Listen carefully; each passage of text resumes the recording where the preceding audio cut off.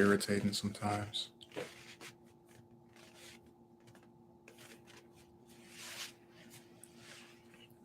All right, I'm on hotel Wi-Fi, so I expect I'll probably be disconnected in the next couple of minutes at at best. I've just been fiddling around with this camera, trying to make sure I get a decent angle. It's just that the I guess video's flipped.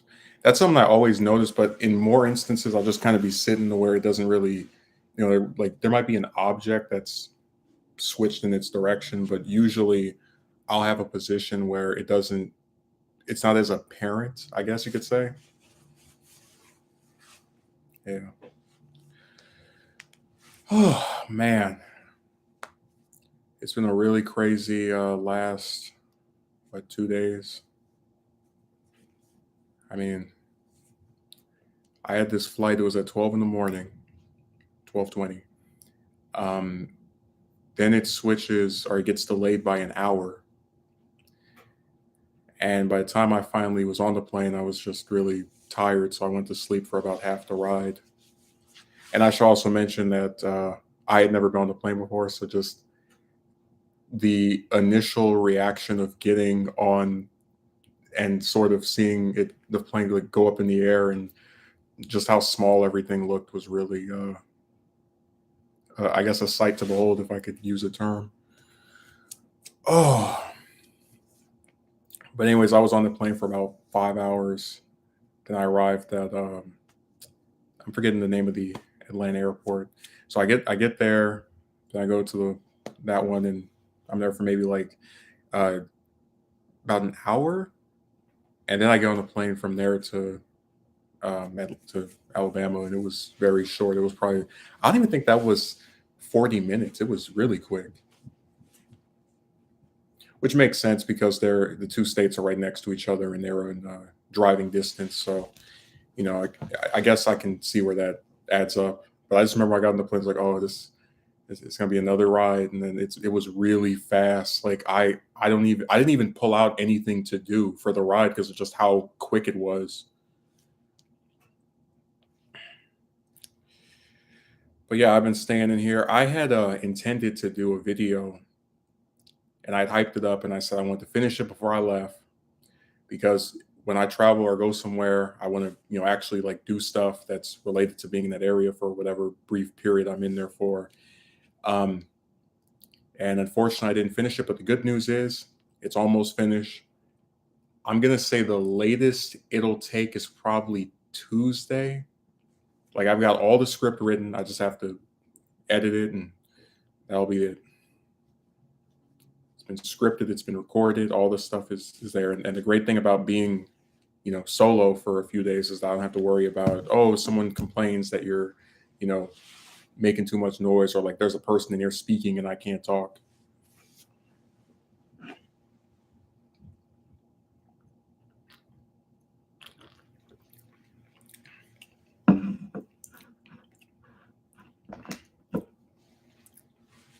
Also, another intention I have is to, I guess, go around the state and take some pictures and videos of different sights to behold, and then put all of it in like a little video and show it to people on here.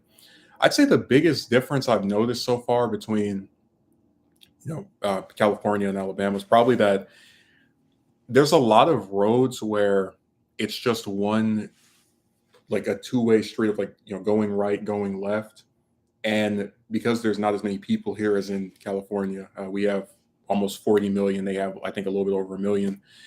Um, a lot of times when I would drive on those roads or have driven on those roads, I haven't really seen anyone coming, or maybe there'll be like one other person. And that I guess what I'm saying is I feel more comfortable driving over here just because there's not as many people. So sometimes you can make a mistake and not have to worry too much about, oh, this person's right behind me and they're coming. It's nice.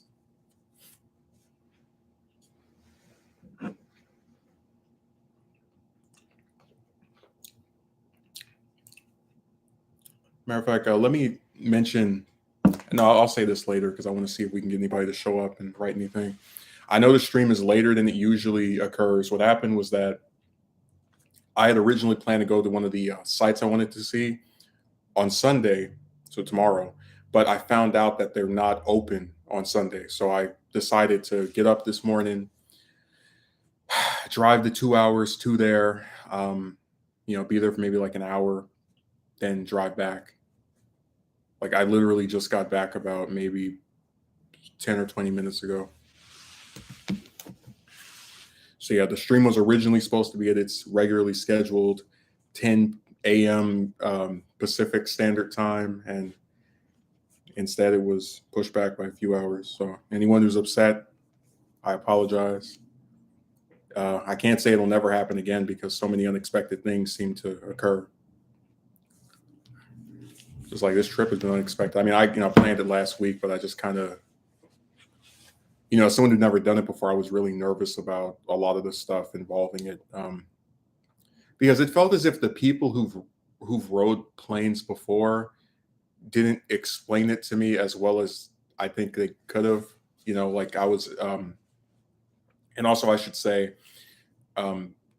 air travel in the U.S. has been very different since 2001 with regards to the TSA and a lot of these security measures that they have. And that's a direct result of the World Trade Center's horrific attack. But uh, people, it was so confusing because like I was asking, okay, so you bring a carry-on bag and then you have your other bag, and the person's like, no, you have to make sure that this goes. You can't put this in, and that's actually not true. When I went there, anything that was electronic or like some kind of metal, took it out, and that was it. It's just one of those things where there's a lot of panic or freak out by some people, and they get you to kind of be nervous too because they're just like basically crapping themselves, and you're like, okay, I hope this works, because the whole time I was arriving there I was like, something is going to go wrong. They're going to there's going to be something, and something did technically go wrong because the plane was delayed, although I found it out before I even got there. But still, I just wanted to get away from the whole thing. And I have to say, this has been a very interesting period.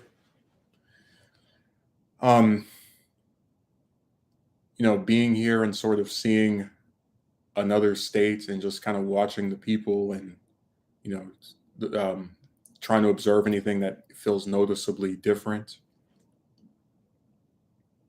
Because I said before, like I had this one duo of relatives, and they were like, "We need to help you get a passport." And I said, "I have no desire to go to any foreign countries. Um, I think highly of Canada and the UK and the rest of them, but I'm not really interested in physically traveling over there." And I said I would much rather go to other states because at that point I'd only ever been to the one I lived in. So now it's you know increased a little bit, but I still would rather see more parts of the U.S. than just going on some foreign trip. Which, like I said, that's something that for me to be interested in, I'd have to have seen not all states or anything, but just I'd say a sizable portion of them, like the big ones. And when I say big, I'm referring to the size of population, not anything having to do with which are the most popular. Although I guess those two things are kind of similar to each other.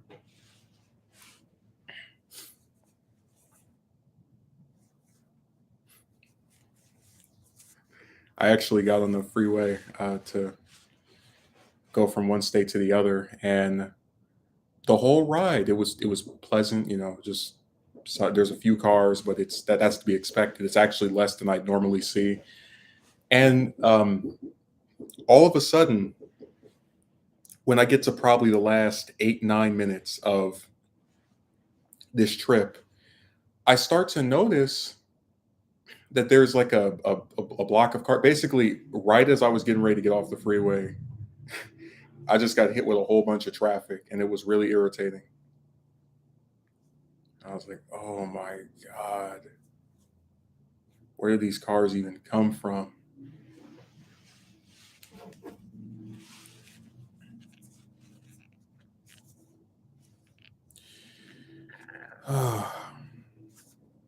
But yeah, the ride down there outside of that last part was decent. Okay, Roberta says for a while in the aughts, I had work travel around Alaska. I came to call it riding airports because in the TSA era, that often takes longer than the flight. Yeah, they want you to show up 2 hours early. And before that, you have to go through their little security clearance thing. So, um, really, you could make the case that if you travel from a state that's close to another one by plane, you're going to spend more time waiting for the plane than actually being like on the plane. Because I know for when I was in Atlanta going to Alabama, it was probably an hour to like just be in the in the airport and then actually getting seated. And the I swear the flight was like 30 minutes. That's really crazy.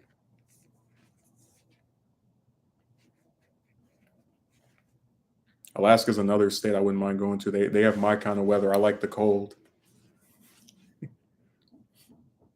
I wouldn't mind paying them a visit at some later point.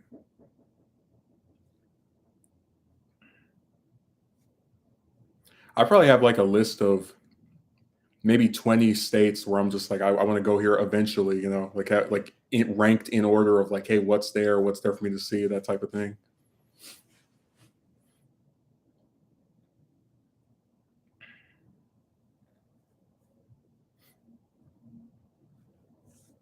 Yeah, anytime the TSA experience is longer than the flight itself, that's crazy.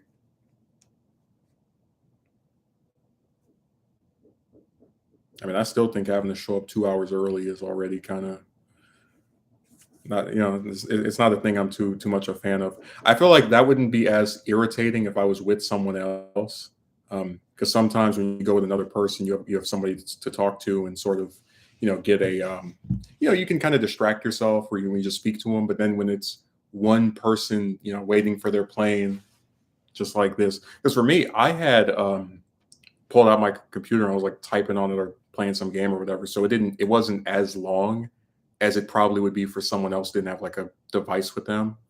Because originally I was going to bring like 2, 3 books, but then this other person that packed my bag put 900 different things in there to where I couldn't even fit a single volume in there. So I just all right, whatever.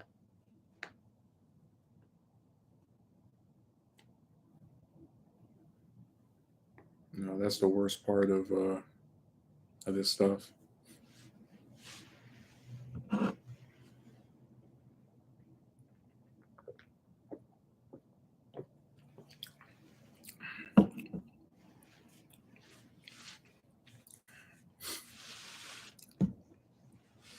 Because sometimes when I'm by myself, I feel more inclined to read, and if I'm with another person, I'll talk to them. So this would have been a good opportunity to bring at least a book or two. But when that suitcase was packed up, I couldn't put anything in there, and the other person was kind of making me feel nervous with their whole like, you can't bring this with you, don't take, So I just didn't want to run the risk. Oh, Akatsuki merchant, I think I'm in. Well, shouldn't it be like 3 o'clock for you? I'm close to your time zone, where it's 1:58 over here, or excuse me, it's 3:58 over here. My computer still has my regular, Pacific Standard Time.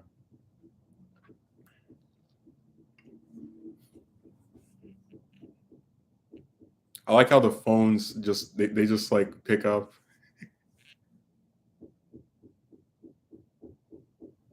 Yeah, I was telling. Well, I don't know if that person's still here, but I was mentioning how I had this is the first time I've ever traveled, or by plane or whatever, flown to another state, and it ended up being a 2-for-1 deal where I got to flew to Alabama and then I drove to Georgia. And I was just looking at the different. I wasn't in Georgia for that long, and I'll probably end up going back there at some point just for itself. Um, but it was interesting just kind of how close they are to each other. I was like, wow, in 2 hours you can go from one state to the next and have your time zone changed by an hour. Because I looked on my I got up this morning to go to Georgia.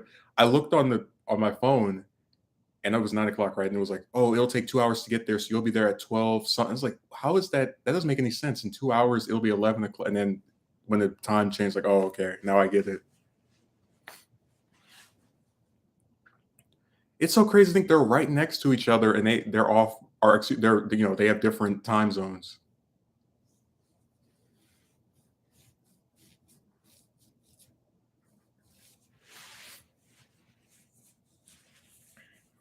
I think it's really cool that these devices, not my computer, but my phone, like when I first like landed at the Atlanta airport, it was trying to figure out where I was, and like it loaded the whole world map. You just saw the globe.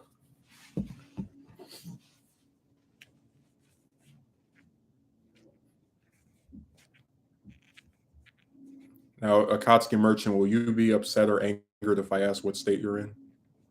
Because I don't want to disrupt your privacy.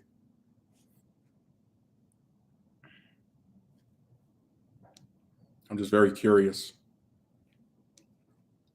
If you have the same time zone as Georgia. That makes a lot of sense because I know you were a big weed smoker at some point.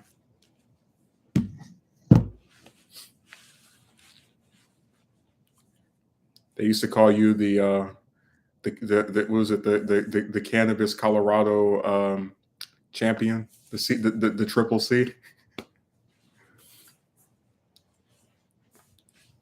It's so sad that in like the I guess the non-political realm, the only thing anyone would ever bring up about Colorado ever was you could go over there and smoke weed. It's like, isn't it sad that you have this big state, um, and like that's the only thing any like and I'm not saying that's all anyone in general brings up, but every time I would hear about Colorado, it was always that.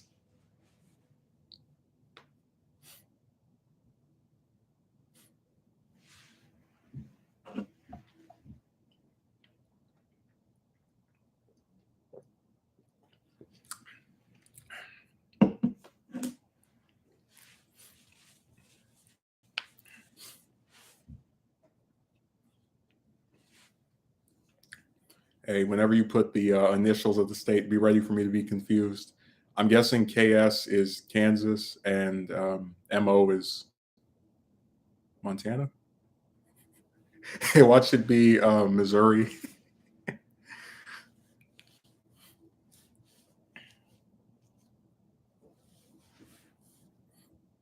No, if I butchered those, I hope you won't be too upset with me.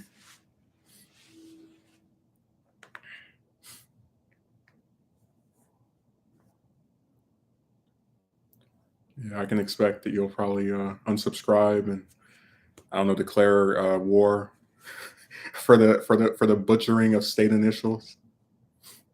I actually had this little game with my brother where I had him try to name all the southern states, and he was after a while able to name all of them except for okay, yeah, I had you know what it is that like sometimes there's a letter and you'll think of one place and it'll be something else. I'll definitely go to Missouri at some point. Probably not this year, but eventually.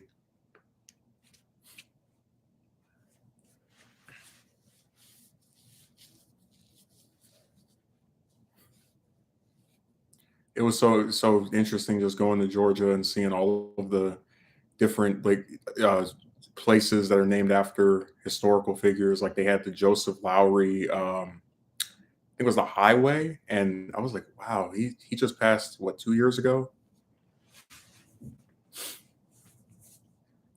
Then he had one street that was named after Andrew Young.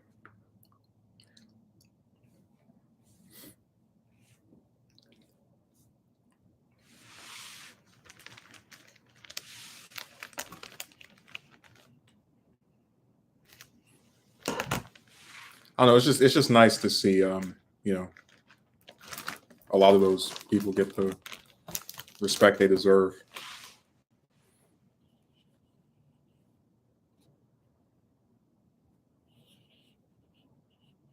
But yeah, my brother, the one he struggled on the most was Louisiana, and I kept giving him all these hints. I was like, oh, there was this purchase that Thomas Jefferson did, and it was called he just couldn't figure it out. Missouri just legalized recreational weed by referendum. To the irritation of GOP state legislation, got to get a cash flow so I can enjoy that. Well, someone made the proposal before that in states where it's red, like the Democrats are just not going to win because one, they don't put up any good candidates, and two, they just have a track record of losing every 2 to 4 years in state elections. Someone proposed that we should just run referendums instead, just to get the policies that you want. So instead of having a Democrat, run as someone who's pro raising the minimum wage, just have a state referendum of, hey, do you want to raise the wage from 7.25, which is the current crappy federal level and the one you see in these different red states, or do you want to have it to where it's $9, $10, 11? I don't think that's a bad idea. I think it's going to, at its worst, you're going to see candidates probably not try as hard for this stuff or push for it as much because their thing is going to be like, oh, you can just vote in the referendum. But that's an idea I could really get behind, just putting up individual policies and having the people pick if they want them or not.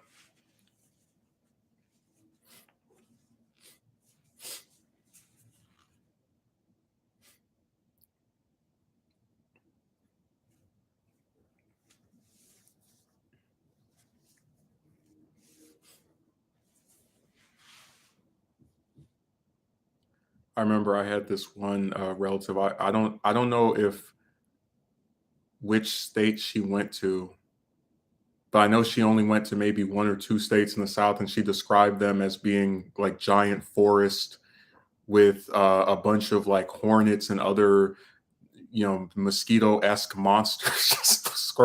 And I was like, that's one of the reasons I want to go out here, because I want to see if, like, I just had a feeling that really wasn't accurate. But also, and I haven't toured all of Alabama. I've mostly been, I guess, in like the lower part of it. But I'm not really seeing that much of a, like, I'd say they have more fields, and they have, like streets that are, more like linear, and you go one way or the other. Outside of that, a lot of the stuff here reminds me of home. And that's why I said I'm gonna probably tomorrow or Monday, probably tomorrow, because on Monday I'm gonna do the stream, and I want to, just that'll be that. Probably like tour another part of the state and just kind of take some pictures of stuff, and just to kind of make my point of how these places really are not that different from each other.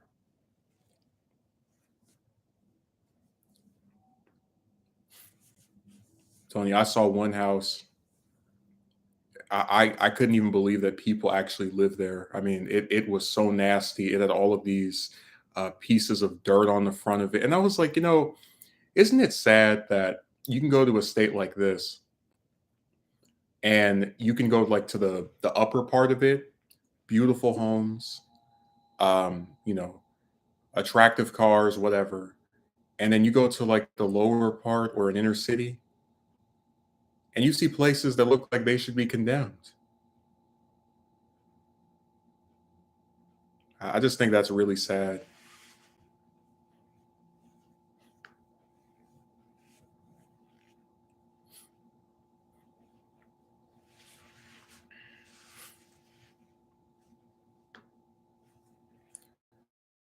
Yeah, I never knew what state a Kotsky merchant was in before, but now I know.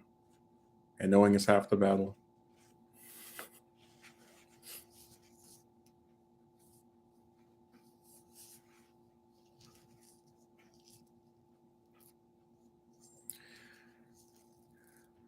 Ouch. T. Jefferson's purchase might not have been real estate, but many of his cattle people were inherited from father-in-law. I wonder if Sally Hemings was half sister to his late wife.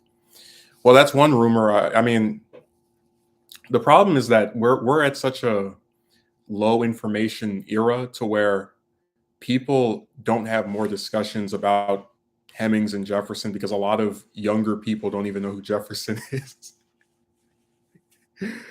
Like I think it was PragerU or some other conservative leaning outlet, and they went on like I think to Stanford or Harvard, and they were asking kids well, not kids but students, who was the first U.S. president. Everybody knew who it was. Who was the second one?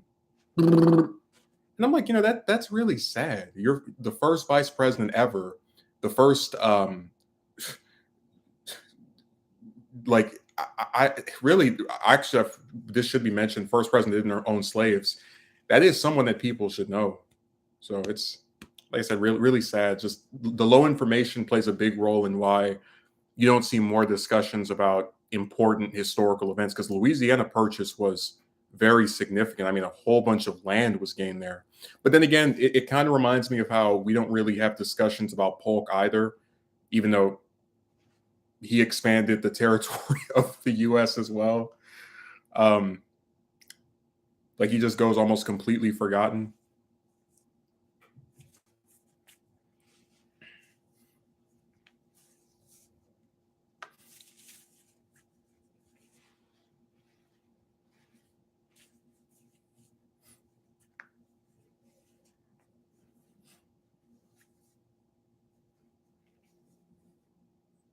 If Jefferson felt he was preserving his family alliance, he was still grooming a youngster. Oh yeah, I'm not. Hey, you don't see any defenses of him for me.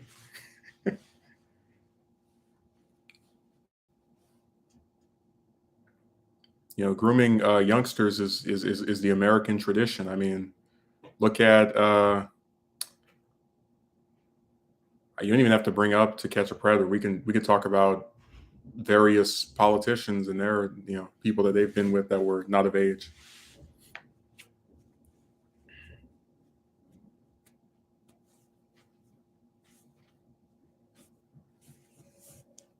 So yeah, there's been a lot of I don't know. Just it just seems like, and I'm not someone who really likes all traditions, but there was this thing from probably you could say from the beginning of time to however hero for his horticulture. I mean, uh, this state is home to, referring to Alabama. It's home to Roy Moore, and I think you can figure out what exactly he is most known for doing at this point. And it's crazy too, because like in his autobiography, he admits he first met his wife when he, as a 20-something-year-old, saw her doing her high school dance recital. And it wasn't like she was, 18. This was a freshman in high school that he met as an adult, and later married. So it's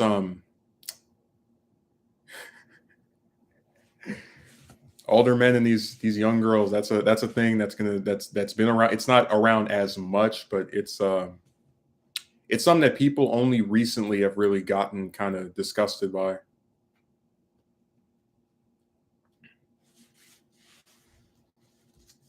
Which is a shame because there are, one of the things that is talked about is the dynamics of power and how a lot of these relationships are uneven because it's a guy who has this, like hold over the woman, or I guess the girl, whatever. So that is something that would be valuable to in terms of like this discussion, actually meaning something instead of just, oh, you're trying to shame people for who they love. It's like, yeah, but a big component of this dynamic is the man has all this influence, power, whatever, and then the woman just kind of goes along with whatever to get the various things she wants out of him. So really, it's not even about actually liking the other person.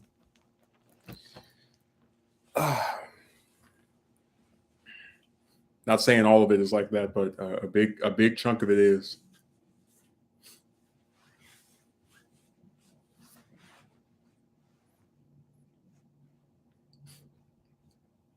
Oh, I think I bored the Kotsky merchant. I mean, look, man, it's if you don't want to say anything, it's fine. Nobody's gonna force you. I know you've been busy with your Zooniverse 2 DLC. You bought every pack, but I just wanted to thank you for showing up, and I appreciate it. We probably won't be hearing from him for the rest of the afternoon. By the way, Roberta, have you ever gone to a liquor store and bought something and it was like right off the aisle, right? So it's not like you're going to some place that is not sanctioned. It's a you go to a gas station and the thing you get is expired. And remember, this is something you just bought today. It was right on that aisle with everything else. You get it and it's expired. Let me tell you what happened. I was up at about maybe 10, 11 o'clock. At this point, a lot of the fast food places that closed down, along with the markets as well. Um, and again, I'm trying not to get that much stuff because anything I don't finish eating, I can't take back with me. So I have to like make sure everything I eat is, completed here, so to speak. Um, I go to the gas station and I get 5 bags of chips. And today because I haven't eaten at all today until like a few minutes ago. I look on one of the bags as I'm chewing, I'm like, why does this taste like something's wrong with it, you know? I look on the bag and it says that it expired this December 4th, 2021. Let me see if I can show this to you. It's probably hard to see. It's 04 December. Man, when I saw that,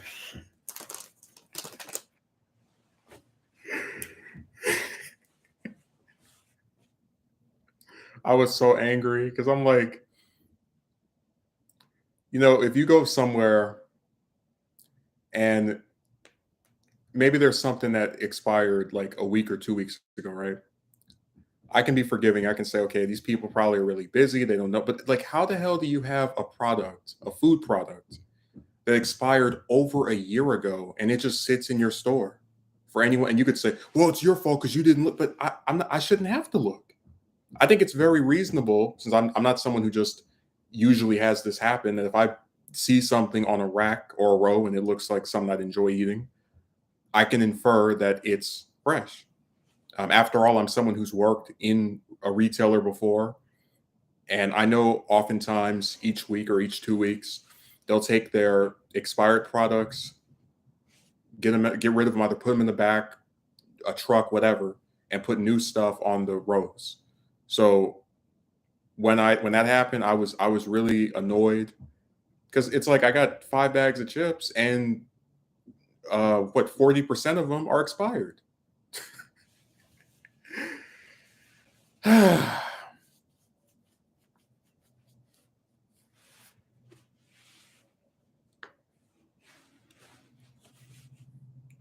So Akatsuki merchant may be cutting a potato, but I was cutting some onions because I was tearing up. I said I bought these chips and I can't even eat them.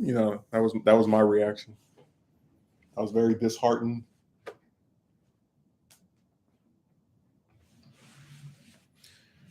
But it's interesting because I've had stuff that's expired before, but it's usually by like a day, a week. That's a like that's an oversight. That's the kind of thing that if I were a more petty person, I would complain about. Um, I think for very valid reasons too, because I don't think you should be able to sell something that not only is expired but is over a year.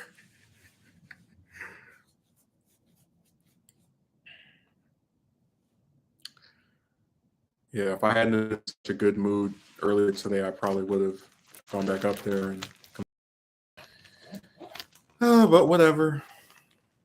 Not like I, make people not do weird stuff like that.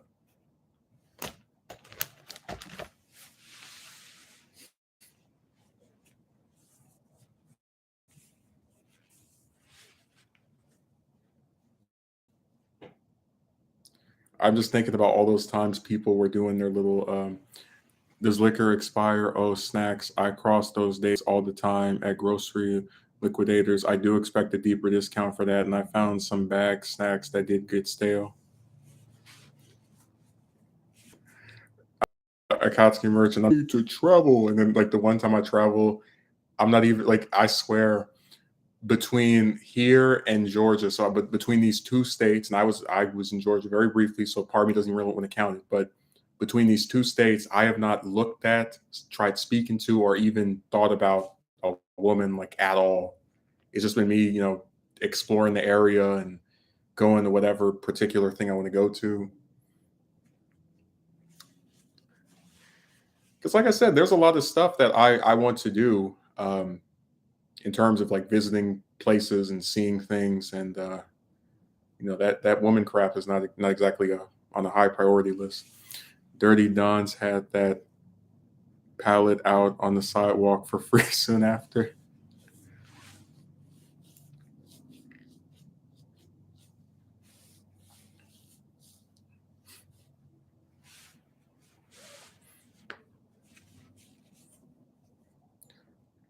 No, I was in Georgia very briefly. I went there for a specific purpose. Drive took about 2 hours on the freeway. Um, I go in the building. I was probably there for maybe an hour. And then I went to get some gas because of how far the drive was or how long the drive was. And then I went back here. So yeah, Georgia's a state I'll probably try to, if I, it, when, if slash when I go back there, it'll probably be as a specific, like for a specific reason. Because the place I went to, I definitely want to go to again at some point. Um, and then I'll probably find a way to make it a double visit where you go, like you stay there as your primary, base of operations, but then you also drive to another state as well. Just keep kind of like filling out the map in terms of seeing these specific areas.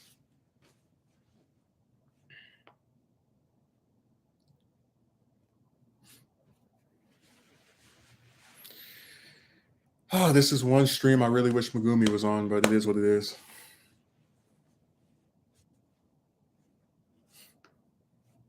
By the way, they're at this time or around this time, they're having some kind of strike for LAUSD. So LAUSD is Los Angeles Unified School District or United School District.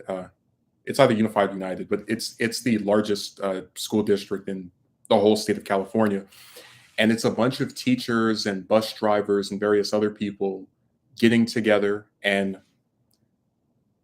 being on strike, just not going to work for the purpose of extracting a particular want from their employers, which is a higher wage. Some people who work in this profession are only making 20 something thousand a year, just a really low amount of money. And I've said before, I'm someone who is in favor, with the exception of billionaires, anytime a worker wants a raise, you'll almost always see me come out in support of it. So I'm in the, I'm talking to this person, and they say something that really just makes me want to puke. I asked them if they've heard about the LAUSD school strike, or excuse me, the LSAUSD strike, and they say no because they're a person that doesn't watch the news. I don't know why people are so choose to be ignorant, but whatever. So I explained to them what's going on, and it's almost like because I say they're on strike, and they're like, for what? And I tell them, what they're trying to get, which is higher wages. I mean, that's pretty much every strike in a nutshell. People are trying to get some more money.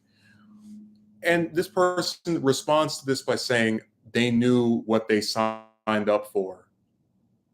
And I thought to myself, how in the hell do you tell people who went out and got a job that has to do with the educational system, which is geared toward teaching youngsters and students very basic things about either some subject. They're the people who are entrusted to get children to learn things, right? How do you look at those people who have this very important responsibility and say to them, oh, you're upset that you have a low wage? Well, you knew what you were getting yourself into when you got this job.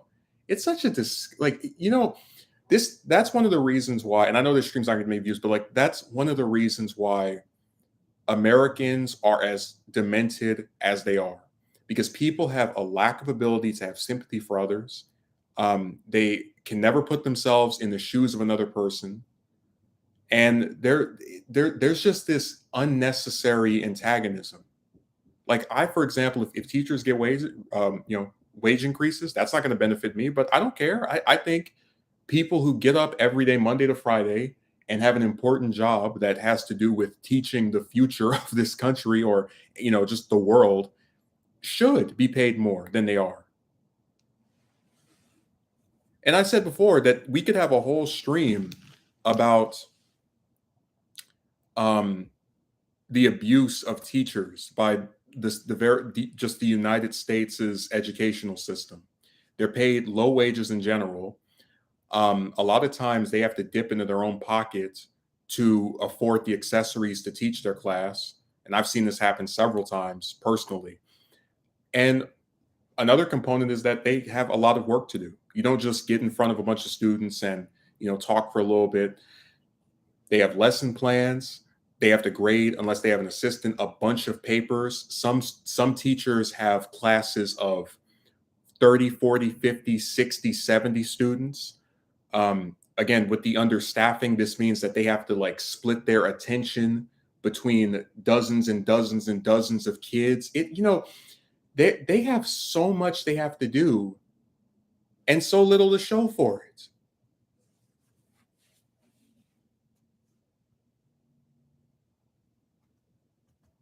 This is my second of your videos. I subscribe to make sure I find out what else you had to say. Randomly got live meet and greet in my subscription feed to have an agenda, if not a script.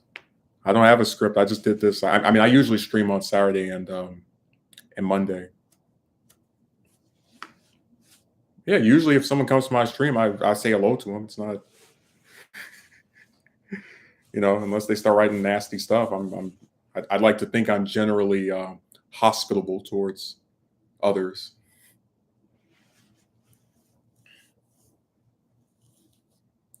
But I'm just saying, it's really sad that teachers do so much for kids, for parents, for the world, and like they're such an undervalued group.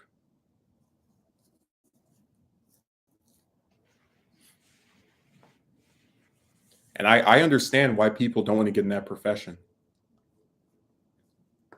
I completely get it. Like I've always thought it was cool because I think I mentioned before I had my situation with school being unaffordable. I wanted to become a teacher, teach about history because that was always a subject I was very fascinated by. Uh, and it never occurred to me that there's like so many people who just get treated poorly by this system. And it's like they're trying to do their job, and their job is this sometimes very overbearing exercise of patience, because grading dozens and dozens of the same thing can be repetitive. Um, and it's like they accept that and they do it, but it's like that should be a thing that we reward people for doing.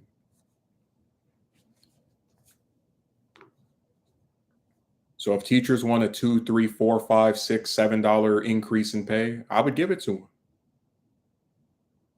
It's like a lot of these people they have bachelor degrees. It's like I can't accept the idea that these people went to school. They got themselves educated first, and now we're gonna tell them, oh, you're only getting paid this much. You knew what you signed up for. It's like it's just stupid, man. And again, that's not a billionaire saying that. That's not someone who is extremely wealthy or has like an anti-education agenda, right? Because we've discussed before that there's such a thing as purposeful ignorance, um, where a lot of news stations, for example, have certain people that they don't talk about. But it's like this is a regular person who is struggling themselves, seeing the struggle of someone else, and saying effectively, "Tough crap. Oh well, too bad."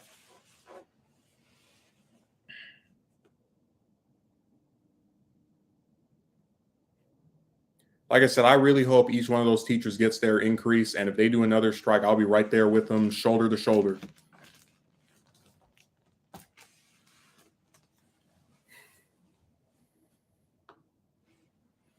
Yeah, the one thing missing from people as a collective is empathy, and really just any semblance of appreciation for things that for people that actually do something. Like I said, if I work at some fast food place, or maybe I'm cleaning the airport or something, I can completely understand where I could be viewed as this expendable little piece of crap, even if I'm not. I'm a person. But it's like teachers they're understaffed. Fewer and fewer people are doing it, and the reward they get for oftentimes being married to their job is low pay and just it's more than than just teachers. It's bus drivers, a whole bunch of people. But see, this goes back to what I was saying. In the day-to-day, Monday to Friday experiences of the children and students that attend these schools. So they should be treated better and paid more than what they are. I mean, bus drivers sometimes have to go all over the damn city to pick up kids. Some bus drivers will break up a fight. You know, these are people who are valuable members of a community, and they just, again, get treated like trash.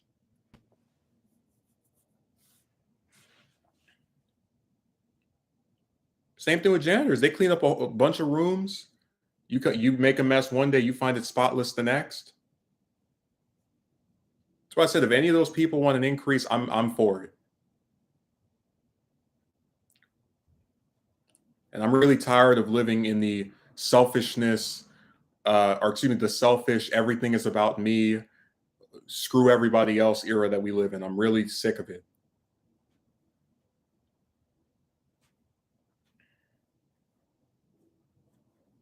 Because it's that kind of thinking that's why those people are paid as little as they are. And what's even worse is that someone like the person I mentioned who is struggling themselves, they should be right there cheering them on. Yeah, get paid more. Yeah. But instead they're an antagonistic. They're not, I guess I should say, they're not directly antagonistic in the sense that they're not like actively doing something to like, be against what they're doing, but they're not supportive. They're like a neutral leaning toward enemy character or caricature, I should say.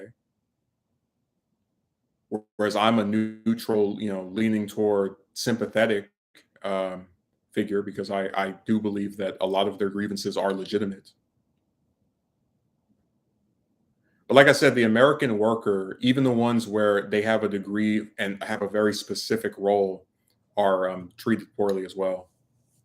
Just in general.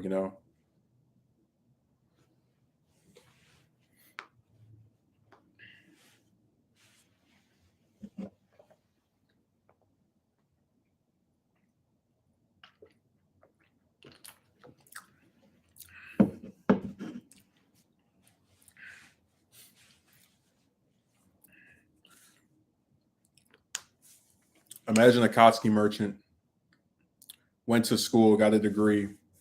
He's making like 20,000 a year, and he says, I'd like to get paid an extra $3 an hour, maybe $4, because I really can't afford this stuff, and there's a lot of things you guys want me to do as a teacher. And I say to a Kotsky merchant, one of a very small number of people who are educated and certified to be teaching my children, everybody else's children, you knew what you signed up for. I swear, man, sometimes I hear the things people say and I don't even believe it myself. Like, I couldn't believe that person said that. Like, so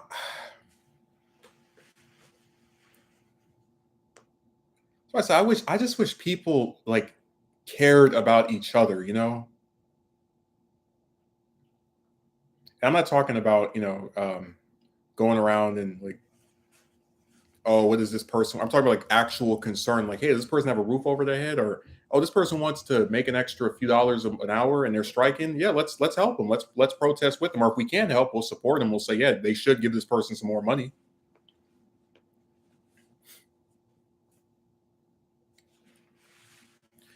Teachers' college requirements are intense, and they need liability insurance. I'm told is included in dues of pro assignment. My aunt works 70 hours a week, Denver area. Um, well, that's what I'm saying. That they have to go through so much to even get this job, and then when the job can't assist them, instead of this person saying, "Hey, that's a screwed up system," where someone worked their behind off to get the certification that they need to teach kids, and now they can't afford where they live. You should have a person that says that, right? That's the system's issue. Instead, you have the unsympathetic character who goes, "You got yourself in this. You knew what you were signing up for."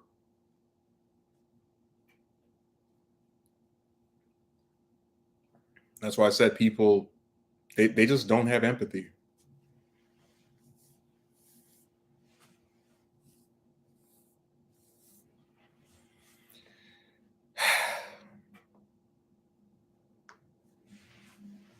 So yeah, that's my rant.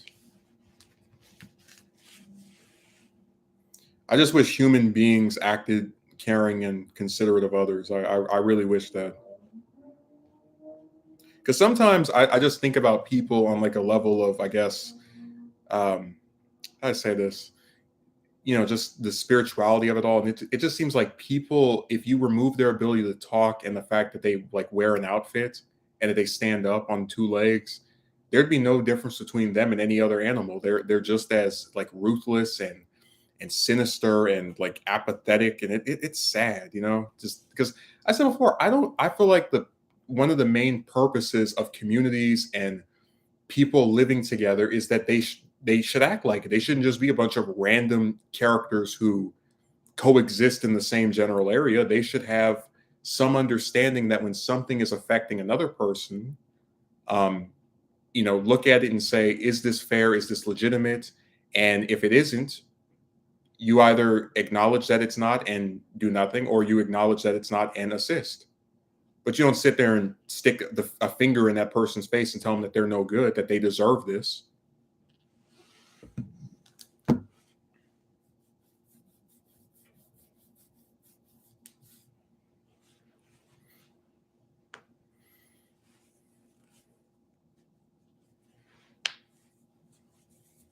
But yeah, that was the last comment from Roberta. I know I very much offended this individual. No, they'll never appear again. They didn't like that I said hello. They didn't like that I was on my tangent about teachers and their lack of respect and decent treatment by society. So I can expect to never see Roberta again. This was her final appearance.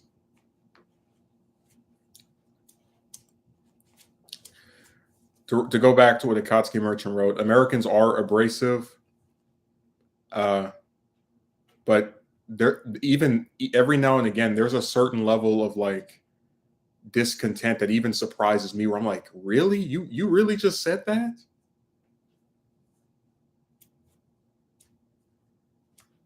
Because I was talking about how I'd like considered running for the House, and a big component of me wanting to do that was to say, hey, let's have a campaign about issues, about things affecting regular people, about the low pay that our workers have. Um, and if we get elected, we can put pressure on the governor to try to do something about this. We can put pressure on the various mayors of these different cities to try doing something about it. It wasn't just about getting uh, this man elected to the House. It was to raise issues that people don't know about, because this person, before I told them about the strike, had no idea it was going on.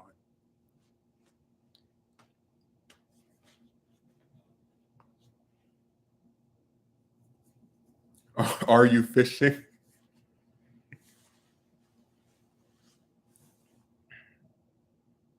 No, I've never fished before.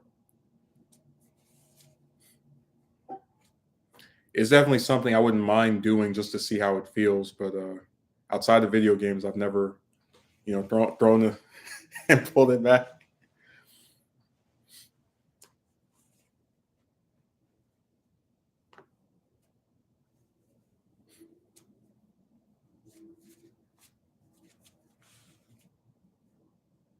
No, I watched this one video that what's that guy's name? Well, you'll know his name if I make a video about him. But someone called into his show and they asked him about Williamson, and he was like, um, "I don't care one way or the other, and I bet by the end of the election season there will be 150 million people voters who have never heard of her." And I was just thinking to myself, you're supposed to nominally be on the side of progressives, and you say something like that. No, Roberta, it's just a little joke I make. If like somebody doesn't write anything, I'll just be like, "Oh, they've disappeared," whatever. But I was saying, like, what's so sad to me about that commentator is not only that they're someone who has, I guess, 1 million subscribers for whatever reason, but the other part of it is just the small mindedness of it. Like, you had someone announce not even 3 weeks ago they're running for president, and you're talking about they don't have a base of support, and you don't see their. It's like they just started. This race is going to continue on for another year, and you're just so dismissive and pessimistic, and I just don't have time for that. Because I said before, I have my own like feelings about, okay, this isn't going to work, whatever. But make no mistake about it. If enough people go out and talk about various candidates to their friends, if they knock on doors, if they work with the campaign, and that person is talked about on Fox News or CNN or these other networks, you'll know who they are, because they'll just be spoken about ad nauseum to such an extent that you can't even get away from them. Like I said, you go back to like early 2015, outside of like the progressive circles, and I guess just in general people that followed this stuff, people didn't know who Sanders was. And then what happened? He ran, and they kept mentioning him over and over. You saw him in the debates, and now he's one of the most well-known political figures of the current era. So it's just, it's one of those things where people they're really quick to, just be against something, and I'm tired of it. I don't think this person that just started campaigning less than 3 weeks ago has a base of support. Yeah, that's why they're campaigning, so they can build it over the course of the next 11 months. 150 million people. I'm really contemplating doing that video.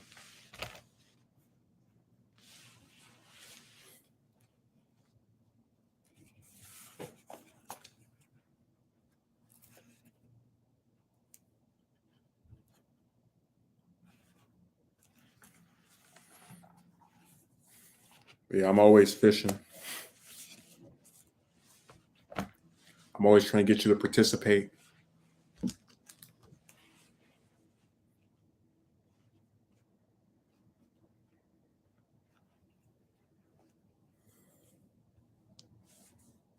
Yeah, it's mostly just a little joke I have where if somebody doesn't write anything from, like, "Oh, are they still here? Did they go?" Because some people, will just leave without saying that they are.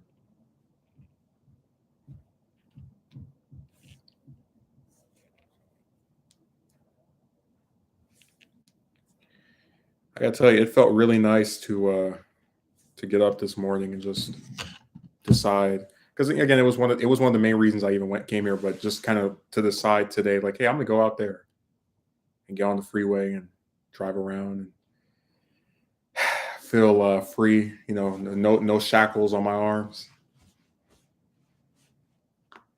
That I can come back and find my stuff undisturbed, and it just was really refreshing. To for like even just a few days feel like a actual adult that can make their own decisions and do what they'd like.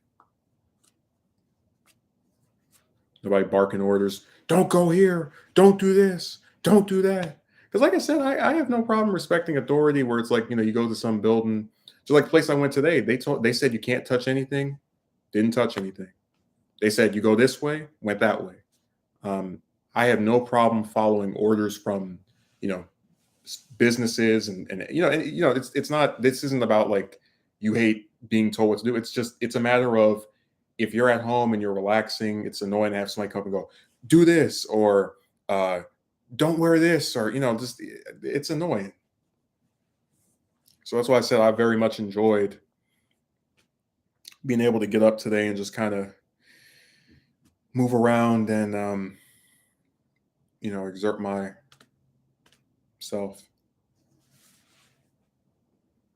I mean, to participate in helping Lucas Kunis to replace Josh Hawley as Missouri Senator. See, I didn't even know who Lucas was. I'll tell you what, because I'm gonna probably be going back on either Wednesday or Friday. So let me see if I can find like a news story about him. I'll have no problem talking about him. Or I guess maybe I could just do a general video just outlining his positions, because I have done that before. But really, that's what drives me crazy about fame and notability, because they're terms that don't really mean anything, in the sense that you can have someone who's famous that people have still never heard of. Like, there are a lot of children, for example, and if you ask them like, hey, here's this person who is so famous that they have a whole building about them, do you know who they are? They would go, no. Usually because they weren't around when that person was active. um, that's one of the reasons I had such a frustration with the child that knew who Michael Jackson was, didn't know who Frank Sinatra was. Like, they both passed before you were born, but they're both also very notable musicians of the 20th century.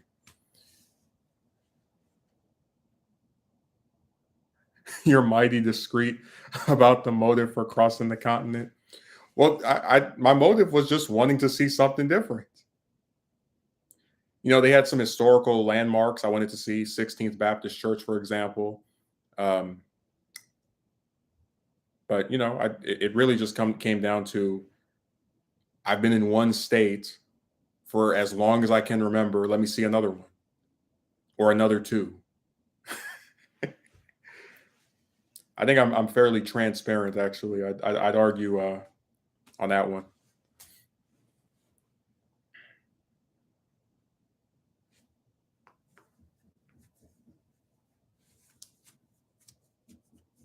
The motive. Yeah, so can somebody just go on a trip because they want to see something different?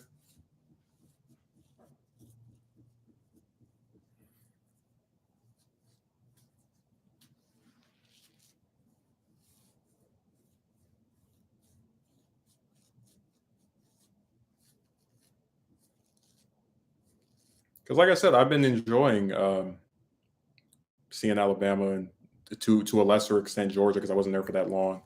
Just the ways in which they differ. Sometimes they have big streets or large forests, and I want to get some pictures of it. Just to be around something I haven't been around before. So that's my main motive, just being around a series of locales and environments that I'm not accustomed to.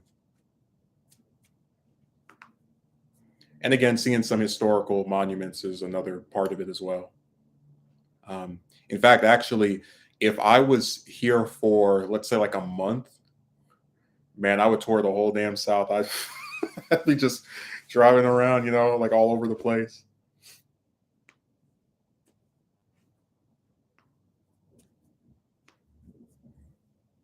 Instead, it probably would just be better if I just do 2 for 2, where it's like you go to one and then you maybe crisscross into another at different points.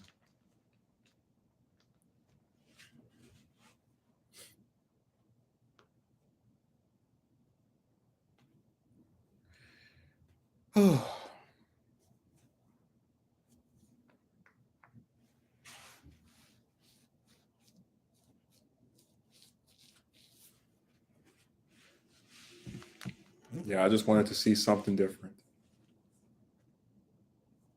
Wanted to see something different, and see how different is it truly? How much does it actually vary from the other things I've seen?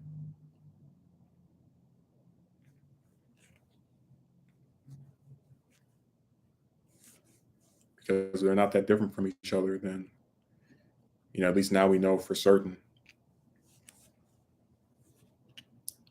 Like I said, it's nice to have a change of pace every now and again. Because I'm not going to go on trips every month or you know maybe even every year, but just like once every couple of years, just check out this place, see that thing. And it all just comes down to curiosity. Although I will admit, this will probably be the only time I go somewhere alone. Um, Curiosity, Gold was coming to a particular place, liking it well enough to want to return, but not hyping it. No unpaid promotions. I get the exploring bug thing.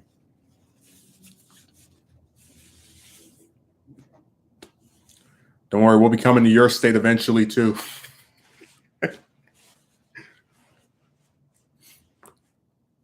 We're gonna crisscross the whole map.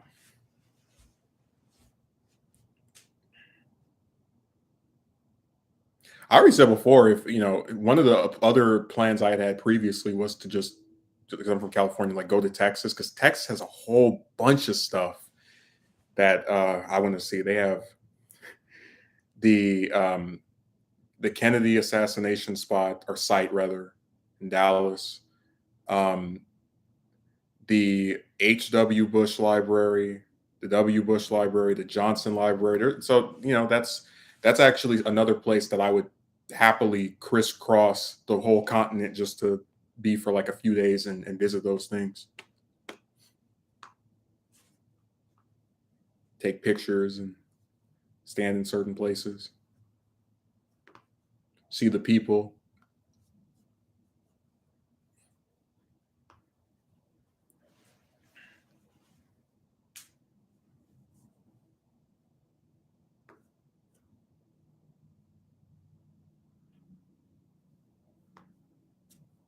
Yeah, I don't have any paid promotions. I mean, I'm just curious about how other states look, and if their layout is any different from mine's. Uh,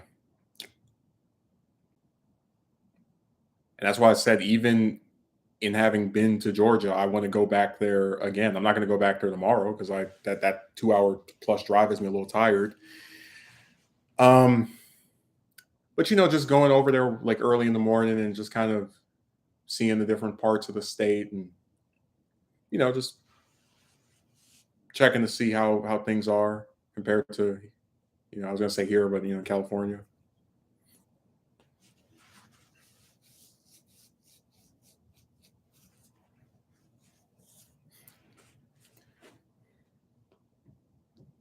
No, I would definitely go to Missouri. They have the Truman Library. That's reason enough alone to travel over there.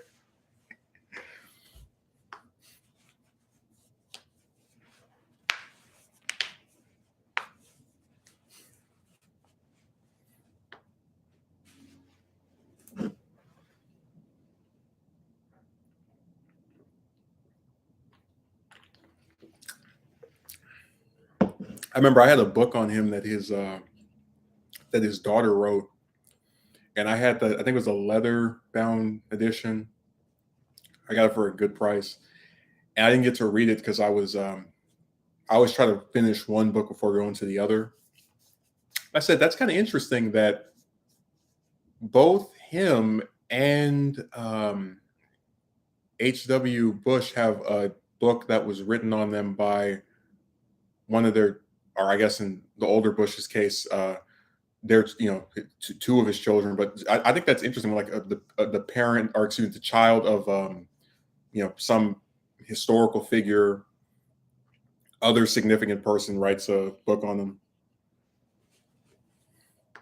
because it's probably going to be a little bit biased, uh, but it is something that has some sentimental value because it's the person who was created by the person they're talking about, writing about him.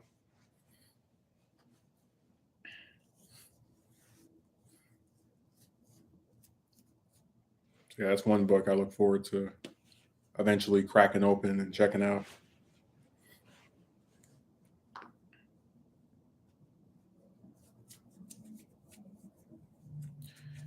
What's another incentive? Sometimes I have to look at the motto on IA's quarter. Sometimes I have to look at the U.S. map to remember which state is next to which. Because I know that Georgia's right next to South Carolina, and that's somewhere that I'm definitely gonna visit at some point or another. Because I think I mentioned before that my paternal grandma was from there, so I have a lot of relatives that live there, and it would be nice to catch up with them or see them.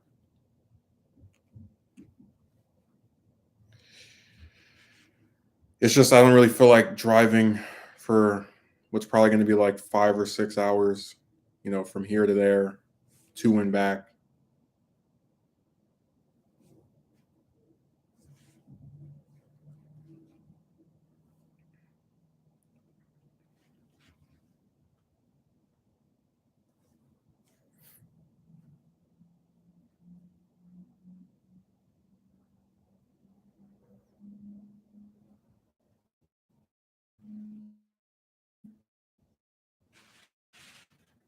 I'm trying to think if I go back on Wednesday, if I could squeeze Tennessee into here. I don't know if I feel like doing that. It is kind of interesting that you go to like you're like I'm going to go from this state to that state, and then you end up having to like be in another one to get there because they're so close to each other and just everything's tied together.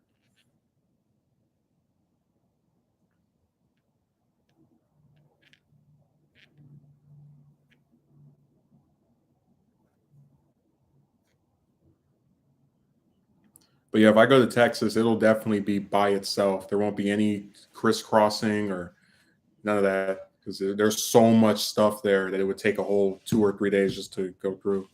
I bumped, send, reaching for backspace. Now paragraph is shown ghosted in chat with a red line beside it, sent or not. I don't see a paragraph. I see the last thing you wrote before it was motto on IA's quarter.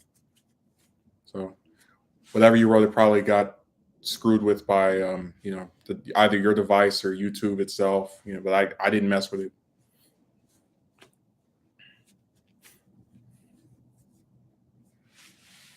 So some other character decided to make it disappear.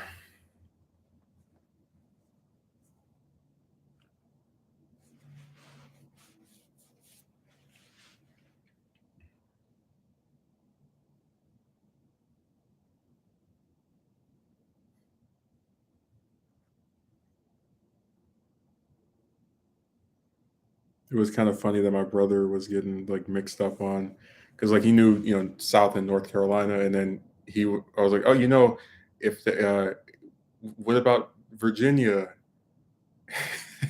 I was like, it's kind of interesting. There's Virginia and then West Virginia, so you could probably be forgiven for being thrown off and thinking that there's only one Virginia or that it's West Virginia and like North Virginia or something.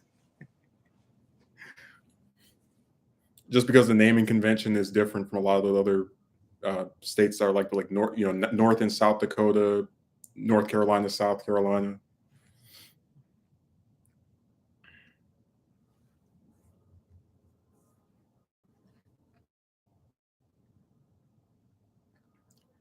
It feels like every time you have states that are like that, there's one that overshadows the other. Like when they're next to each other, you can bet one will get way more attention. The other one's just kind of like, oh yeah, that's there too. Like for example, if you look at, should I say politics?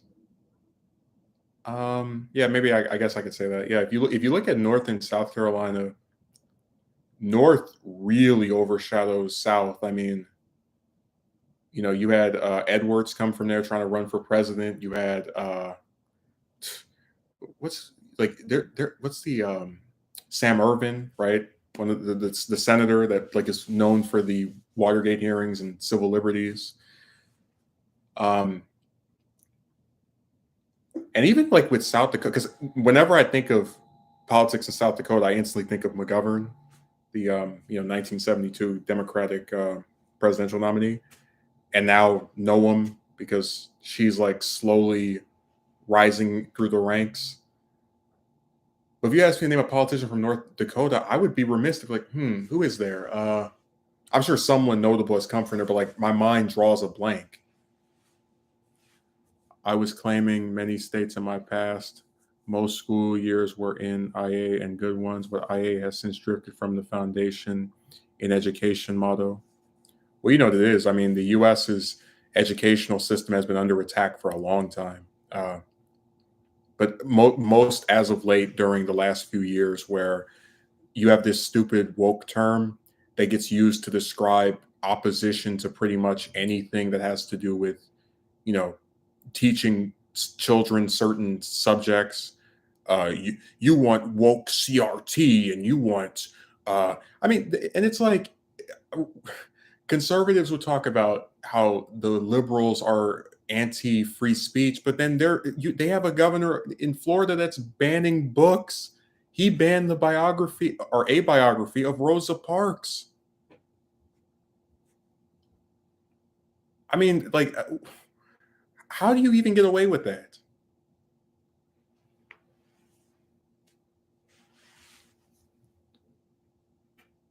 And that's one of the reasons why I'm always a big supporter of the education department, because education is one of the most important aspects of a society, and it's established that the easiest or most surefire way for a person to climb up the economic ladder is through education. So to minimize it or make it to where people can't learn certain things is very scary, and it's a direct attack on the future of society, because they're going out of their way to make it to where certain students don't know about certain things based on where they live.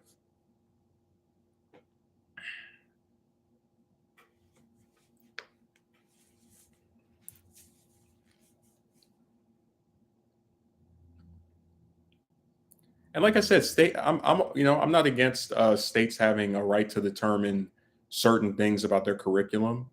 Like for example, if I was governor, just of here, not of here, but never would be here because this is as red as it gets. But if I were governor of, let's say, California, and I'm trying to have some kind of state-based education system, you're going to get regular, because history is the main thing they mess with. They don't really try to tell you that we're tricking people with math, but it would be a pretty basic breakdown of American history.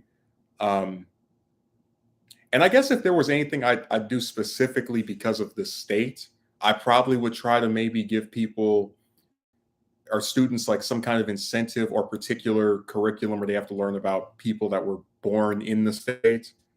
As far as like various important historical figures that originate from California, if you're being taught there. I wish to require science classes for citizens, especially for politicians. Now, Montana's trying to ban science teaching. Oh, man. Science is important too. Um, well, actually, I shouldn't say that because, me and my woke climate change. How are you woke for just saying, hey, we should do something to protect the environment? What a controversial statement.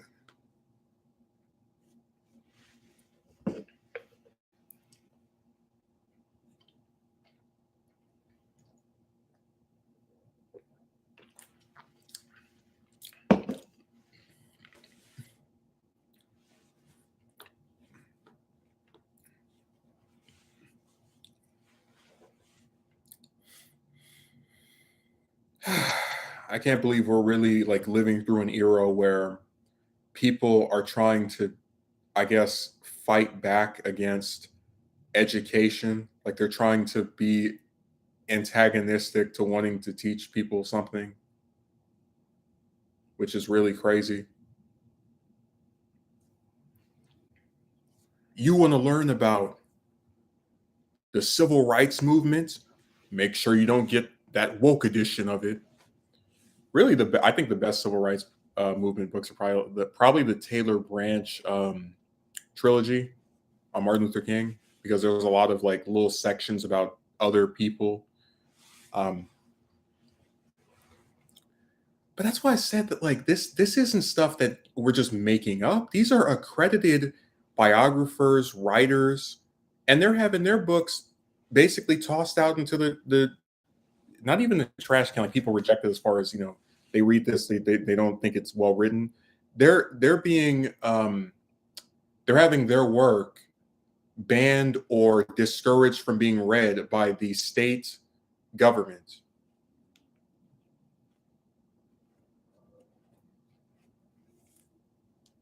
Like DeSantis had never talk about draconian policies, but then you're the one banning books.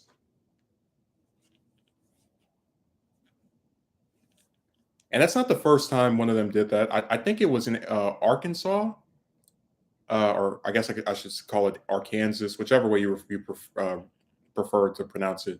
But I remember over there was someone trying to ban Howard Zinn's books, the socialist, like that. So a lot of these red states have politicians that are, they'll say like, oh, it's the liberals that hate free speech, but they're against free learning, as far as they have certain historical events they want you to know about, certain people they don't want you to read. And I think that's really dangerous. I think it's dangerous. I think it's disturbing. I think it doesn't make any sense. Well, it makes sense as far as like they want people to not know things, but it's something that shouldn't be the case.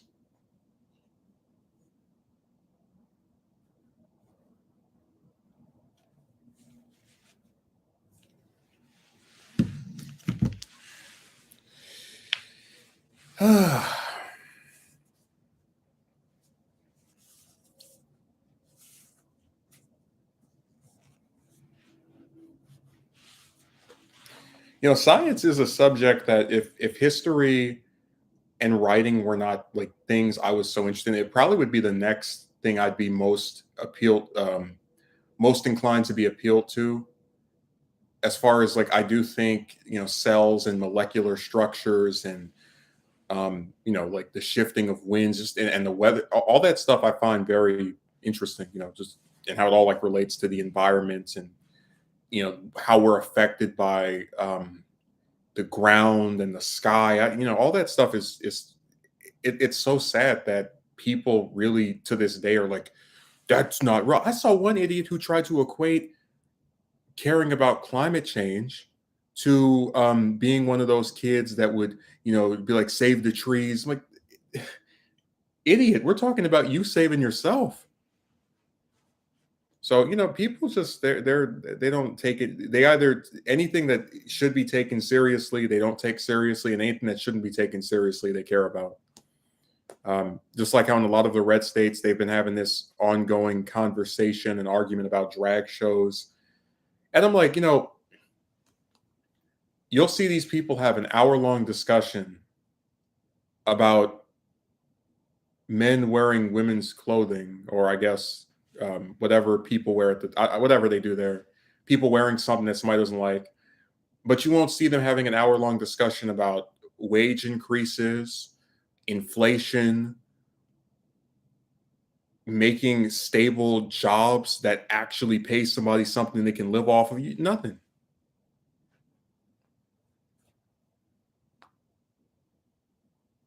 That's why I said it's a big joke to me, because the things that actually matter they don't talk about, and the things that don't matter they'll have a whole panel discussion on.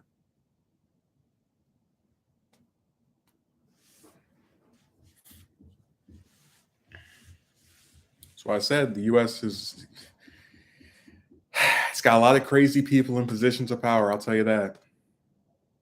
And they have a population that, when it comes to a lot of the younger voters, don't even care to get involved. And when it comes to the older ones, they're just kind of, fed misinformation or kept in the dark about certain things that are purposely hidden from them. It's sad.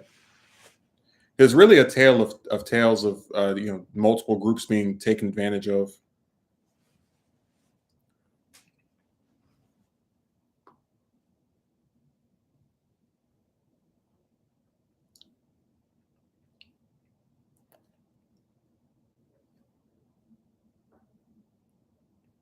Distraction is the right wing game. Sideshows.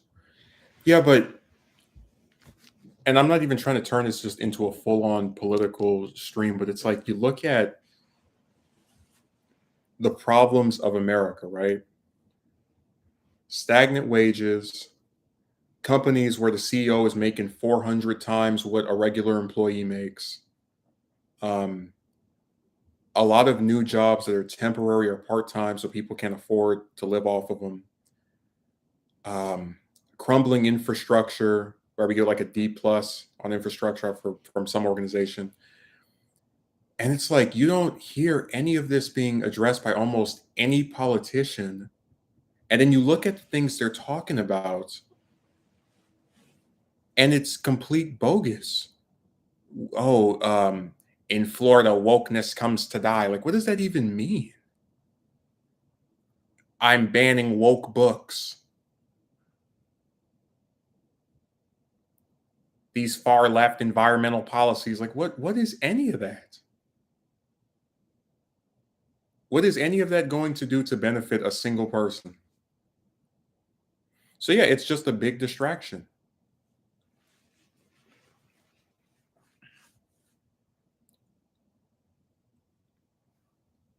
And it's so sad because there's a lot of things affecting people, and they have politicians who are inept at addressing it or don't want to address it. And their solution, in addition to not addressing it, is to just pretend it's not happening and act like wherever they're, governing or the leader of, they're actually doing something to benefit people when they're not. That's why I said it's so scary that regular human beings listen to this stuff and think it's intelligent.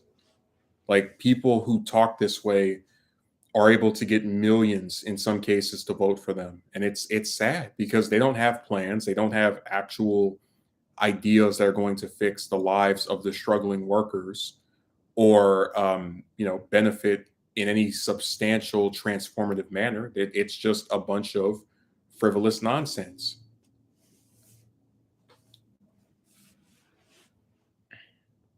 Like I said, people are hurting, and it's everywhere, like in all the states. And there's very few elected officials that are actually doing something about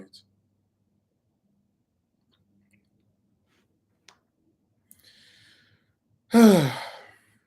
And I'm seeing that over here too. I can't tell you um, how many times. I mean, like I go to this gas station. There's a homeless guy sitting out in front of it.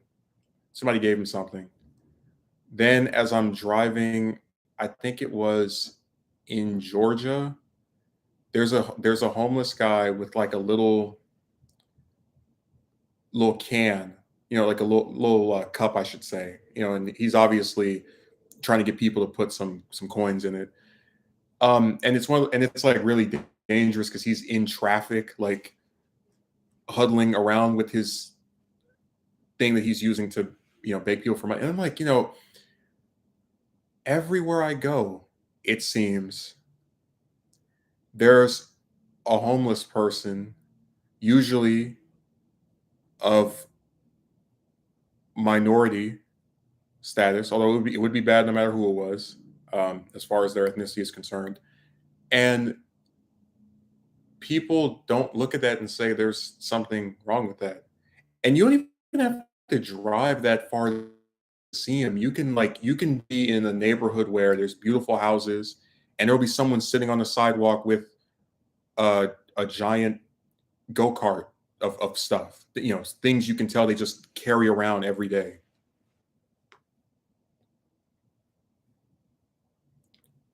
And I said, this is really every state, isn't it? That there's a beautiful part of it with a bunch of affluent people, and then in some other ones, there's um, are in, I guess in all of them, there's beautiful parts with a bunch of affluent people. Then in other parts, there's a bunch of people who can't afford anything and just kind of don't get discussed or mentioned or talked about or engaged with at all. Like they stay in their little pissant section, and all the people that are actually doing well are up here.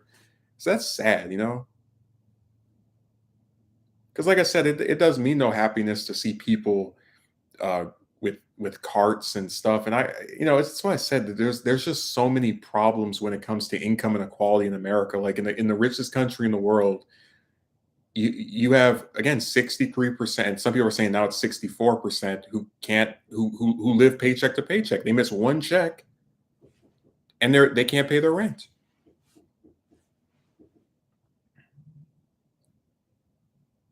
And that's scary. Um, I don't want to live in a place where you're afraid if you miss one check, you're doomed. And you're seeing that more and more.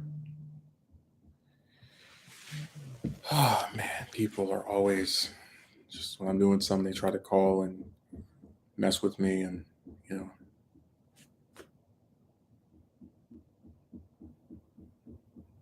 God, you can't do anything without someone trying to bother you. It's always at the most inopportune of times. Like if I'm driving, somebody will call, but then when I'm just sitting here alone, suddenly a person wants to, like there's nothing, just complete silence.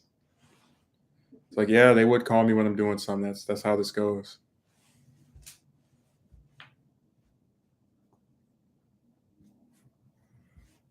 But yeah, it's distraction, it's ignorance, right? It's like purposeful ignorance where they just pretend actual things affecting people are not going on.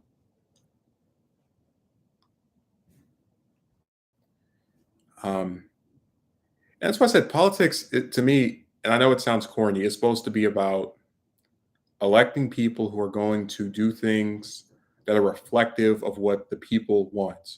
Who are going to represent the values and beliefs of the people that live around them. And when I see a lot of this stuff, I just can't imagine that people are happy to see that, you know?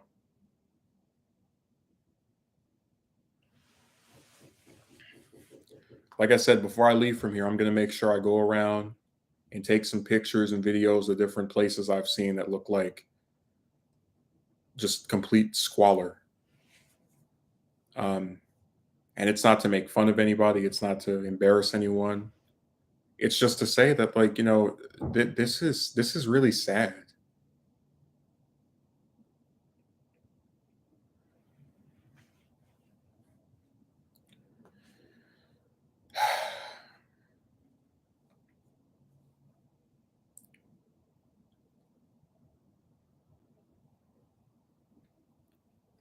No, that 4 hour drive, when I came back, my whole back felt sore. I think what it was that when I was driving, I was kind of like leaning forward like this a little bit at points. Because sometimes, especially on a freeway, you'll have people who are just driving at like 90, 80, 100 miles per hour. And then all of a sudden, they'll come to a complete stop.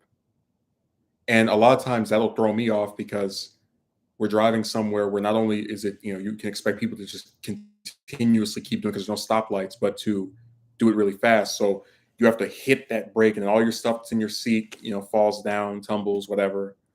So there's a lot of instances where I just kind of had to keep looking for, oh, is that person stopping? Are they not moving anymore? Oh, okay. All right.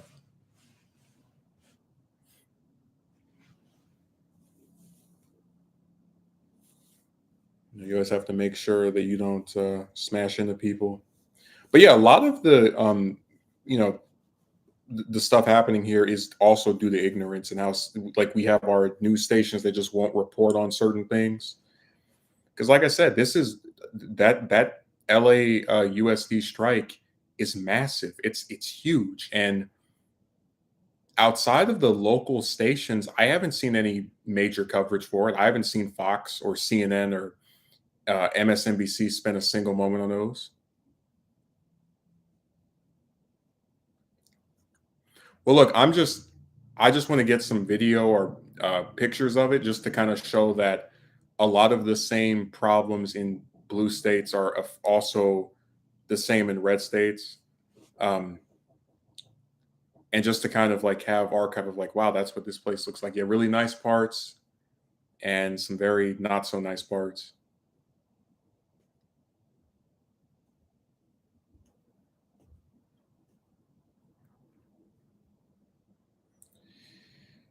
Man,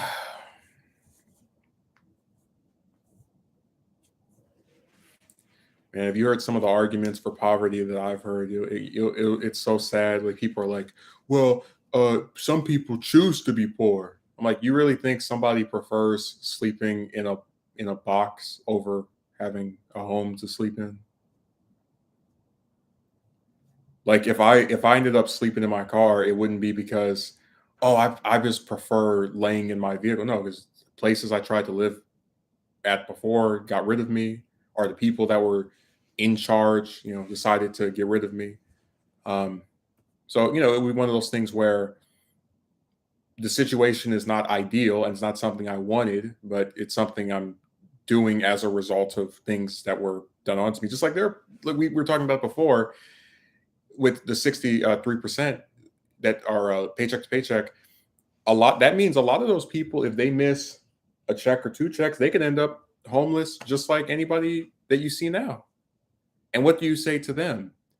Well, you knew what you signed up for when you got that job that wasn't paying you enough. Just get a better paying job. It's like it's not that easy. All these insta fixes. People are so quick to stick their finger up and tell you and wag their finger and tell you what you should have done, with their postscript analysis.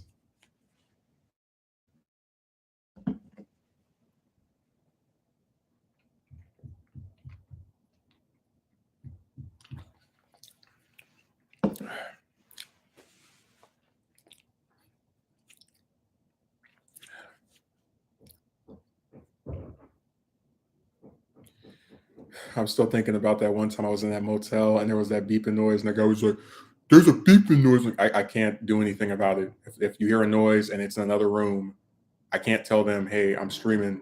Shut up." Like that's why I said people have an unrealistic expectation of what you're supposed to do if you're making stuff, and it's really unfortunate because they almost start to see you as some kind of like superhero esque figure that can just, yeah, Jim, that was where I was going. I also went to Georgia. Well, what happened was that my plane left from California and then went to Atlanta, and then the Atlanta plane then came here. Yeah, it's I'm just here to see some things and just a different location. I'm going back to California in like a few. I would never move over. Are you kidding me? I'm going back to California in a few days.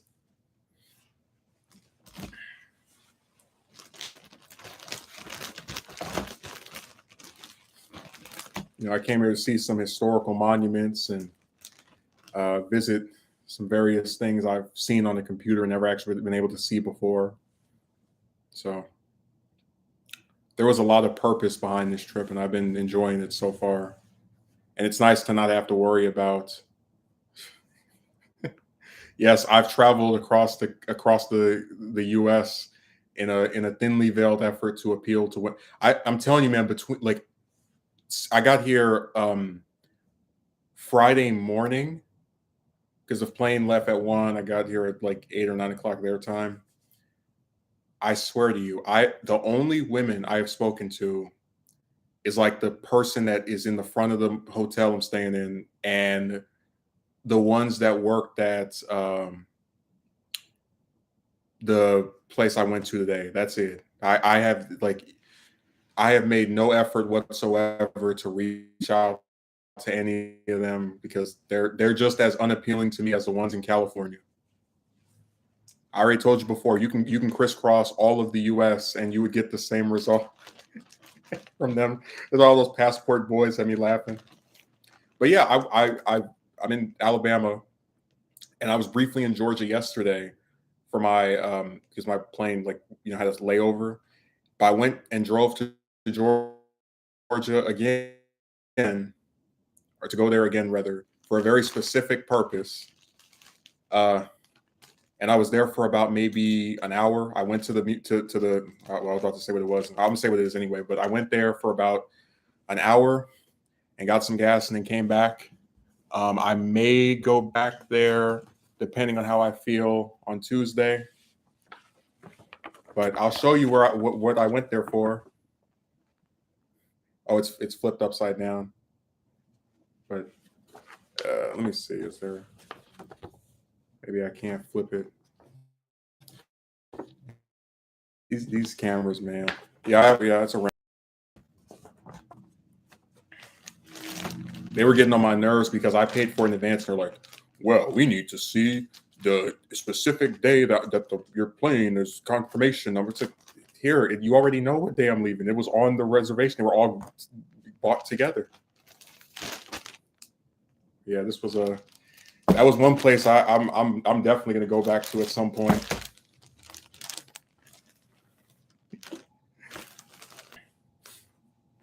And I was in there videoing, and I recorded the whole trip, or I guess the whole time I was inside. So I'll probably make an edited video with that stuff this week or next week.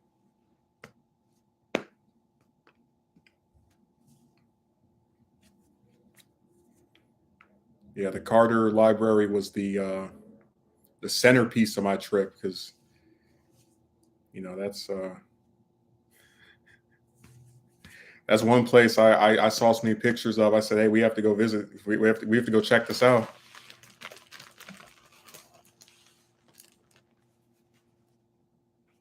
Yeah, I got a little notebook from over there. I wanted to get some kind of souvenir. No, I'll probably go back to Georgia at some other point. And I said that earlier that that's one state where you have to take it in its entire because there's stuff over there too besides I didn't even go to the Carter Center or was it Habitats for Humanity or the King Center. Again, that's somewhere that at some point in the future I'll just travel specifically there and just be there for a few days. It deserves more than to be the second what do you call it, the second class state to Alabama.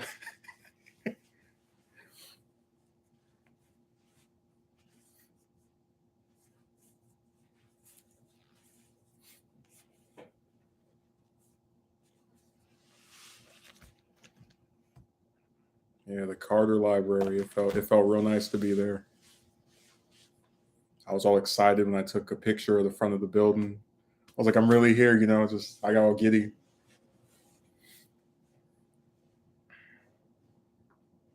It's really crazy how close Georgia and Alabama are to each other and how one is red like all the way and then the other one is red leaning but can still be blue in some instances. Like it's kind of interesting how they're right by each other and they feel so different. Like Georgia just overshadows Alabama entirely for a lot of people, and I can completely understand why.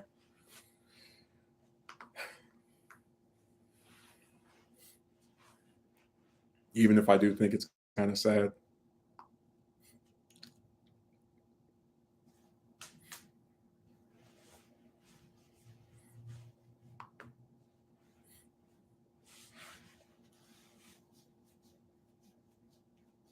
But yeah, it's been a nice detour, and I've liked being able to just get up when I want to and move around and whatnot.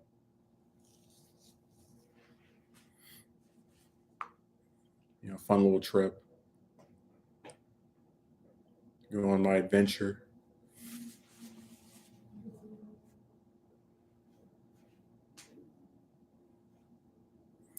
Yeah, I think it probably because I would rather just do Texas before Georgia, so I'll probably have some trip where I just go to Texas by itself, and then another one after that where it's just Georgia and probably South Carolina.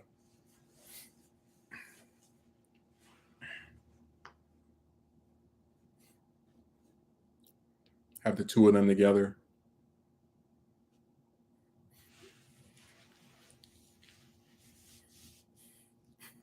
This guy said Georgia is known for Martin Luther King and Jimmy Carter. Alabama is known for George Wallace and Roy Moore. I was like, hey, I mean, I'm not going to tell you that that's not correct. It's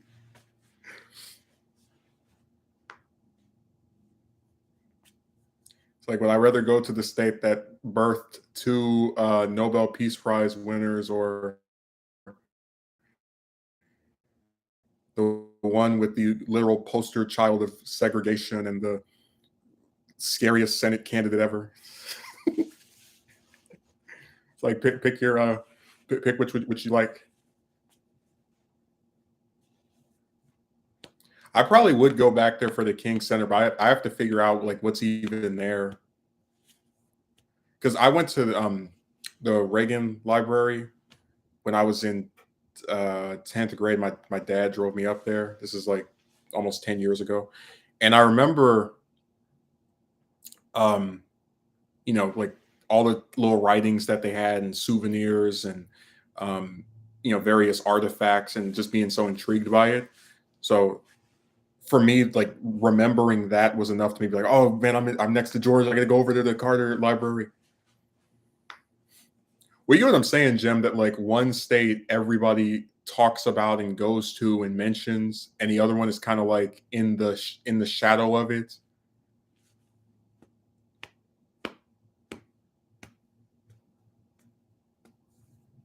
Like I do believe if the Democrats tried hard enough, they could win Georgia. It would be hard, but it would. I think it's doable. They won it after all in the last presidential election. To my shock, but I don't see them winning Alabama for another. Not in my lifetime. I'll say it that way.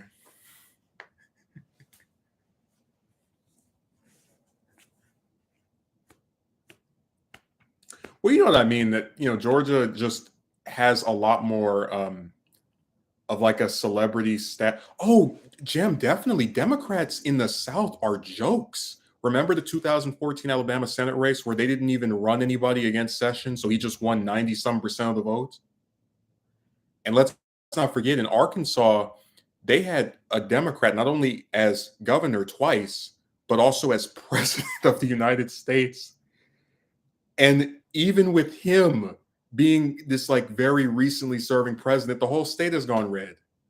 So at this point, the only southern states that have any chance of electing a Democrat, and it's again not because the people are lazy or whatever, it's because they're just not organized as a state party. The only southern states that Democrats have any snowball's chance in hell of winning a statewide election in are Georgia, and then maybe Louisiana and Florida.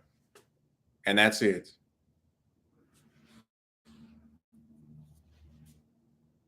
And think how crazy that is. Like you have right wing governor after right wing governor. They won't do a minimum wage increase. They won't even, in some cases they block people from getting health care, which is what Haley did in South Carolina. Democrats should be running on this stuff day and night, but they don't. They're fine with, oh, we have this district with this little circle or square or triangle that's blue in this wave of red, and then all the rest of the stuff. But their voter turnout is crucial. But remember what Democrats like to do. They like to play moderate to Republicans who are more conservative than them in states where people are going to vote for the actual conservative over the half or fake conservative. They don't like to actually expand the electorate, which is, you're not going to see any Democrats ever talk about, hey, let's go to a high school and get all the 12th graders registered to vote. Let's go to colleges and get the students there registered to vote. Nothing. They don't even try whatsoever.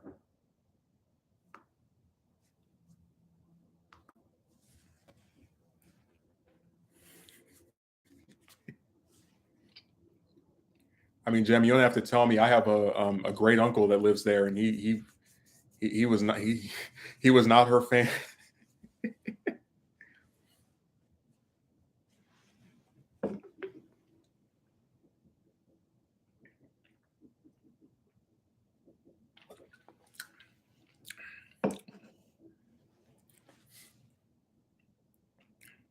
Dude, Arkansas should be battleground central for like what the Democrats should look like in the South. Because when Clinton left office, he had a high approval rating, and what they should have done is every 2 to 4 years bring him out to campaign in that state. It's his home state. He recently had served there. If they did that and they had him running as, or excuse me, campaigning with various candidates and like making this pledge of, we're not the rest of the South, we actually are forward thinking, and talking about all the little backward stuff that the GOP wanted to do, they could have had that state, if not purple, then leading toward blue. But they didn't.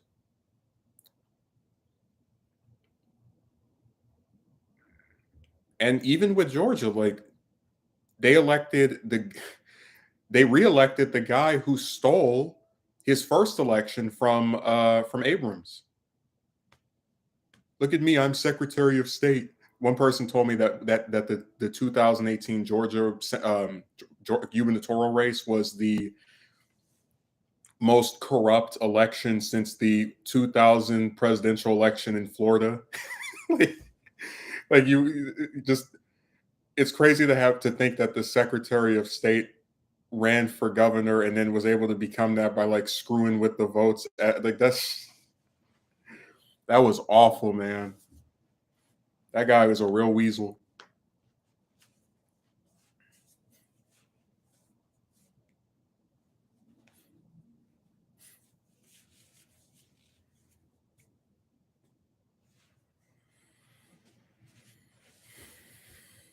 But yeah, I'm pretty much up for at some point or another visiting all the different pieces of the South. The only one I have a little bit of a reservation about is probably Louisiana, because the crime rate over there is sky high.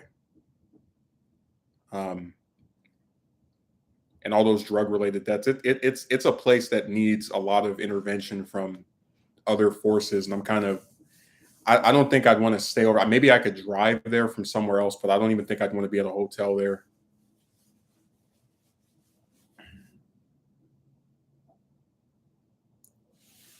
And, I don't usually get like freaked out about touring America, So when I say that, it's not a minor thing. Like I'll explore all of Alabama, Georgia, Texas, Mississippi, Missouri, Kansas, Florida, South Carolina, North Carolina, Tennessee, but I really don't want to spend a night in Louisiana. That state and Chicago are probably the only two places in all of America where I'm like, yeah, I don't really want to go over there. So people can get mad, they can get offended. I'm just going off statistics, and like I said, I think I'm very open minded to seeing other parts of the U.S. But there's just some parts that are just too nerve wracking for me personally. Although I will say again that this trip is probably going to be the only one I do by myself, because I do prefer. You know what it is? You just kind of like, after a little while, you're like, okay, I'd kind of like to be around my friend and my brother and other people I care about, as opposed to just a bunch of strangers. So that's one thing I'm kind of worried about a little bit. I'll just see when their schedules allow them to travel, and then we can do it as a group or two people or whatever.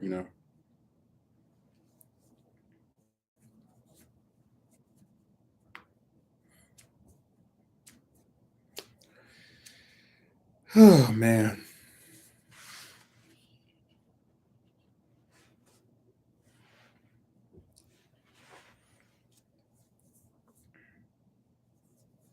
It's crazy for as many as minorities live in Texas that it's still red leaning. But again, most of that has to do with the low voter turnout, in my opinion. Like if those groups as a collective were registered at maybe like 80, 90%, I think that Texas would easily flip like that. Well, you know what I'm saying, Jem, that like a lot of Hispanics and African Americans live in Texas, and they're especially like the younger ones are more left leaning than some of the older ones. But even the older ones are still like mostly going to vote for the Democrat no matter what, right? So in a lot of cases, it's the younger members of the minority groups that just they're not registered to vote, and the Democrats don't reach out to them. They don't say, "Hey, look, we have this we're offering. This other person wants to do that or the other." Just nothing. And that's why I said, if I wanted in this congressional campaign that we've been talking about, one of the big priorities of running is to go into this because my district has 700,000 people in it, and it's like 100,000 something people vote in the election. So one of the priorities for me would be to say, hey, let's go and talk to people at schools.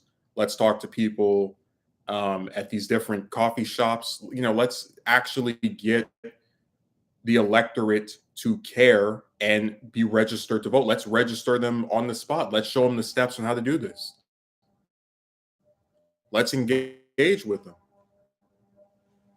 Let's tell them, hey, look, we get where you've been let down in the past, where you don't think this is important. We're going to explain to you why we think it's important. You know, no, there is no thinking. It's like I told you that in Alabama, there actually was a guy, I'm forgetting his name, but he wanted to be the first African American governor of the state. And when he had this in his head, he doesn't run on some issue that people aren't familiar with. He doesn't really do anything left leaning, right? He rejects meeting with the Congressional Black Caucus. He talks trash about Obama, who is a revered figure among African American voters. He got like 90 something percent both times he ran for president of their backing. And he tries courting Republicans, and that goes about as well for him as you would think. And not only does he not win the election, he doesn't even get the nomination. And the person who got the nomination lost anyway, but it's like that's that like pivot to the right stuff is what keeps Democrats from ever winning, because they fail their own base trying to appeal to a group of people who aren't going to vote for them anyway, and then they end up with nothing. Well, Jim, my thing is with voter ID laws, you know that some of them are discriminatory. You know that some of them keep people down. They put up all these stupid rules. Oh, you need to have this ID, that ID, this picture. So I think that's like that could be one factor, but there's a lot of reasons that Abrams thing happened. It's always those corporate Dems. I told you, man, I so badly want a primary my Congress member that, like, I swear, living in that district for that whole 2 years of that campaign and not seeing one flyer, one billboard, one poster, one TV ad, one debate. Because I looked, there was no debate. C-SPAN would have carried it if there was.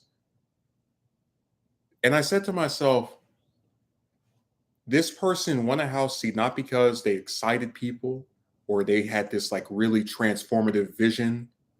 They won because no one knew who their opponents were, and everybody knew who they were as far as their name was concerned, because all the major Democrats in the state endorsed them. The governor endorsed them. The congressperson before that endorsed them. It was like, that's sad, Because again, politics shouldn't be this like hand-picked game where you, my disciple, will now hold this seat and there will be no contest. You should have candidates that have positions, that are running on a very specific set of issues, that go out and reach out to voters and directly speak to them. Not this ascension crap. I mean, look at what happened in Arkansas. Huckabee Sanders is a person whose most famous accomplishment was sitting in front of a podium and lying for like 20, 30 minutes every day. And now she's governor. And she's not governor again because she worked so hard and she ran this amazing campaign that addressed all these serious issues.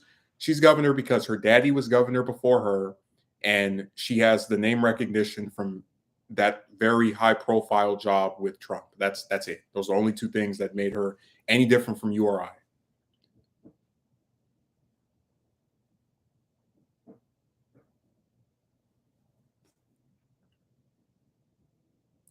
So I said, aren't you tired of these handpicked successors who face no serious opposition?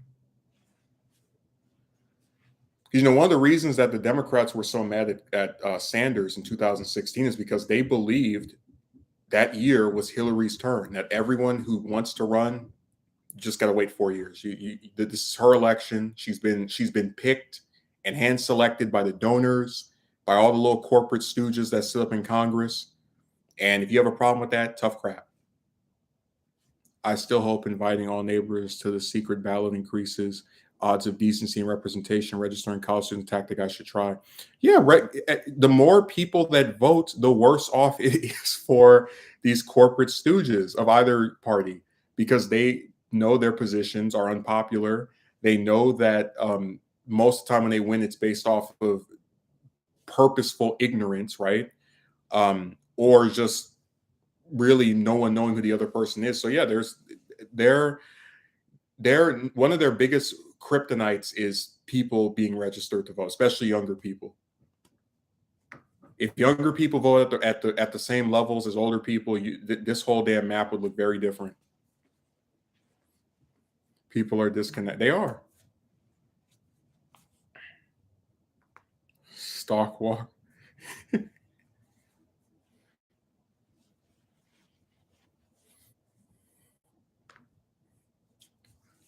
Hey Jim, you know that's why the Democrats didn't like Sanders because they really believed 2016 was Clinton's year. Nobody else can run. You got to wait until 2020. This is our hand-picked person. There's going to be no challenge, no contesting it. They're doing the same thing right now with Biden and Williamson. They won't even mention this lady on TV. Or if they do, they say something that has nothing to do with her actual positions, like, oh, she said this in a book from 30 years ago. Because they believe that in a democracy, the incumbent president should have no challenges, no person that opposes them, that gets to freely compete against them, nothing. That's their idea of a democracy.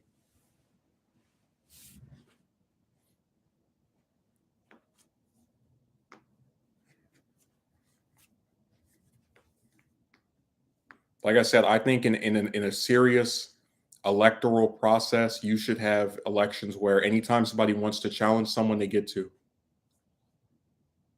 Like, I like, I mean, you know, I love Carter, but Ted Kennedy wanted to run against him. He was allowed to do that. He should have been allowed to do that. He won several states.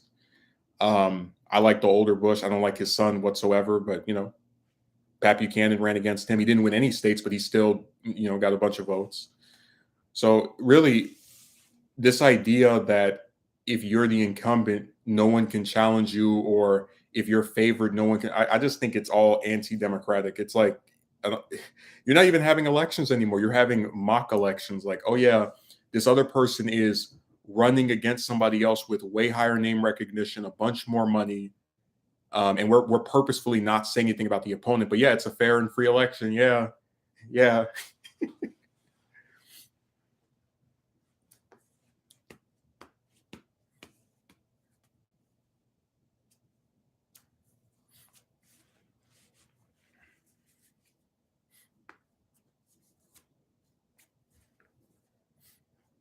These elections are so fair and free. That's why every time one of them is held, you don't even know who most of the people on the ballot are because they don't get any TV coverage. But yeah, it's all fair.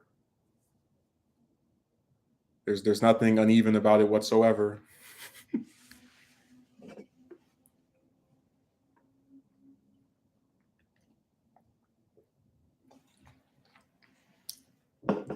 We all know what day election day is. Prepare months in advance, get the proper IDs. Oh yeah, well, you know, my thing is I wouldn't have some 2 month campaign. I would be campaigning the whole damn year. I'm just saying that there's a lot of unevenness that people don't even know is like actively working against them, you know, as far as like keeping them unaware of stuff on purpose, not saying things about other people that are running, arrange rides, charter buses.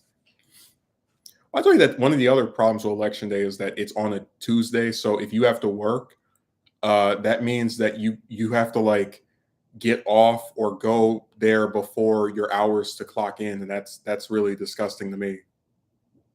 because I mean, people work on Tuesday.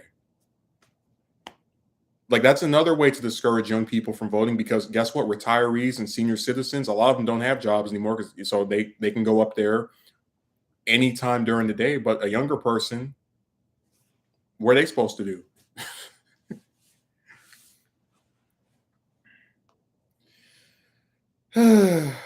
Man,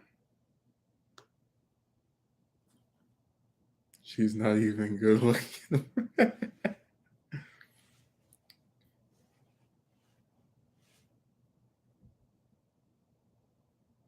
Are the combined parts for research which jammed under the bulk of modern one hybrids?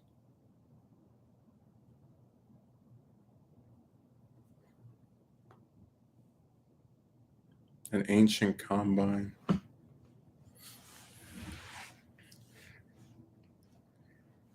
I'm just saying the Democrats have no business being as poor in Arkansas as they are. Like it doesn't make any sense. But then again, I'm the same person that said the Republicans in California are a joke too, because it's like Trump got his highest, if I remember correctly, his highest vote total from here. It was like 6 million. So the idea that this is just this big oasis of liberals and progressives is a joke. I think if he actually had positions that were more popular, he probably whoever it was, the Republican probably could win here. Because there are some states that I believe no matter who you put up there, they just can't win, which is mainly just due to party. Um, but you know, it's just one of those things where people don't even try. It's one thing to say you have a disadvantage. It's another thing to just not even bother whatsoever. And the Democrats, in a lot of cases, just don't even bother.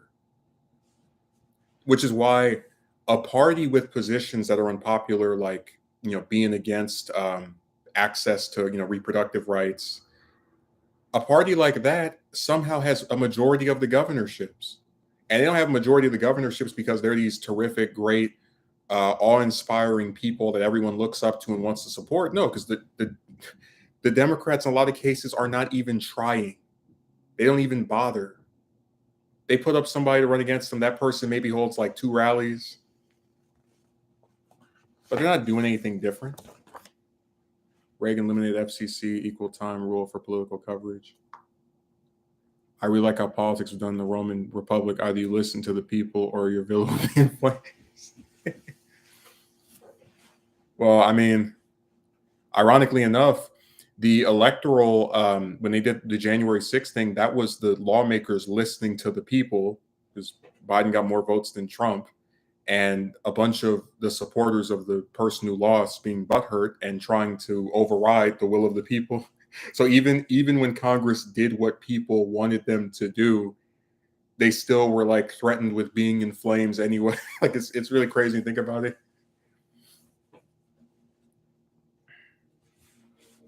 I still can't believe that happened. That's like something out of a third world country, not the U.S.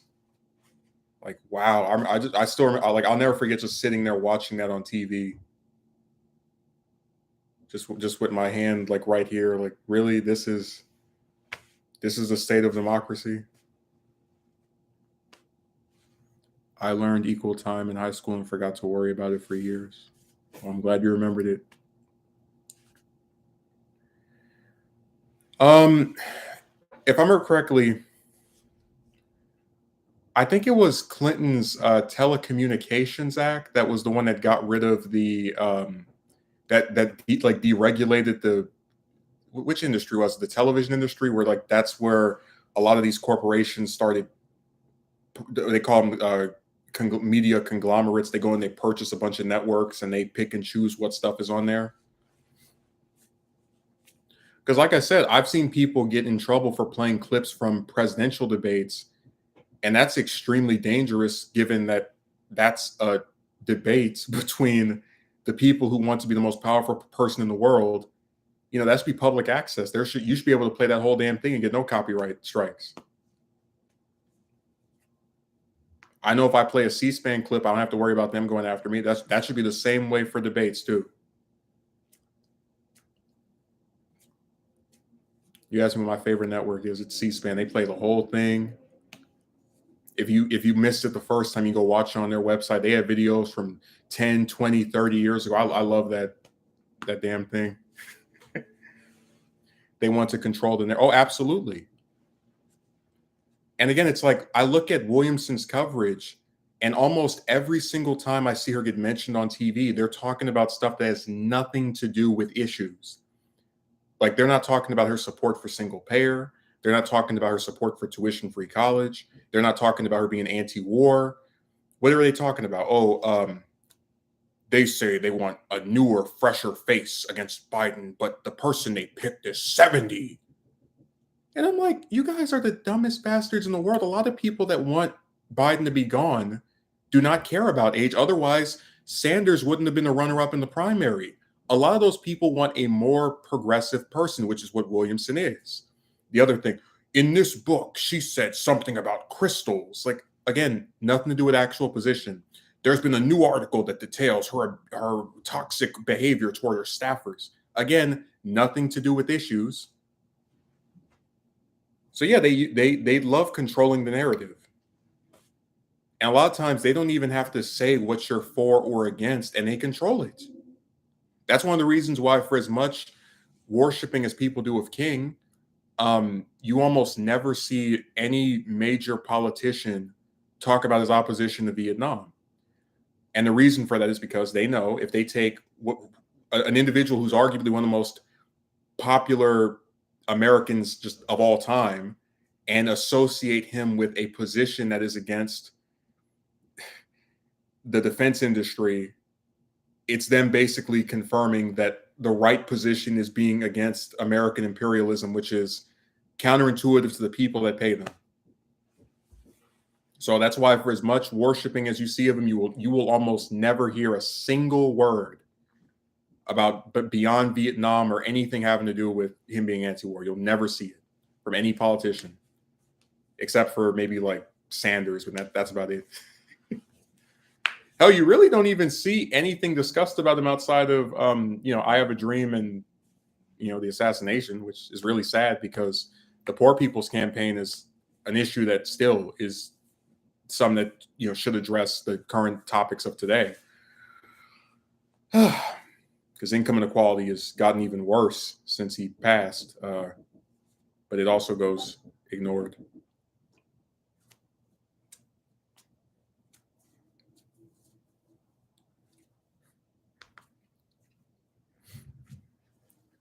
Election day should be a holiday. Absolutely.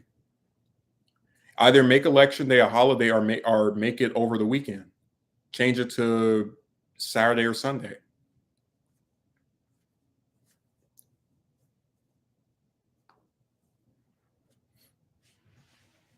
I don't know. I think people voting, only being able to vote on Tuesday is dumb.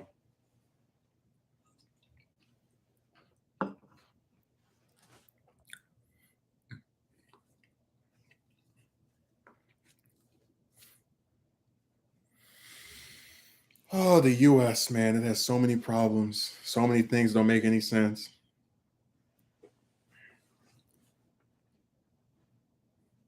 Somebody explained it before. They said that the reason election day was on Tuesday is because, like, back in 1700s, 1800s, people weren't voting. I guess they didn't have jobs on Tuesday, or there was some explanation, but it had to do with like people's schedules being radically different from what they are now, to where they could feasibly just go up on Tuesday and just have nothing else to do but vote.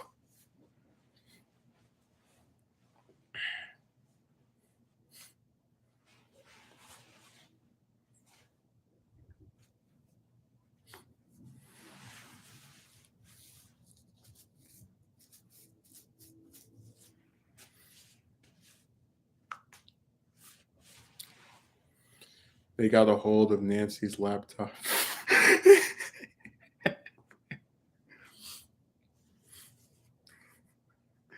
Hey, I get why they'd want the former, but not the latter.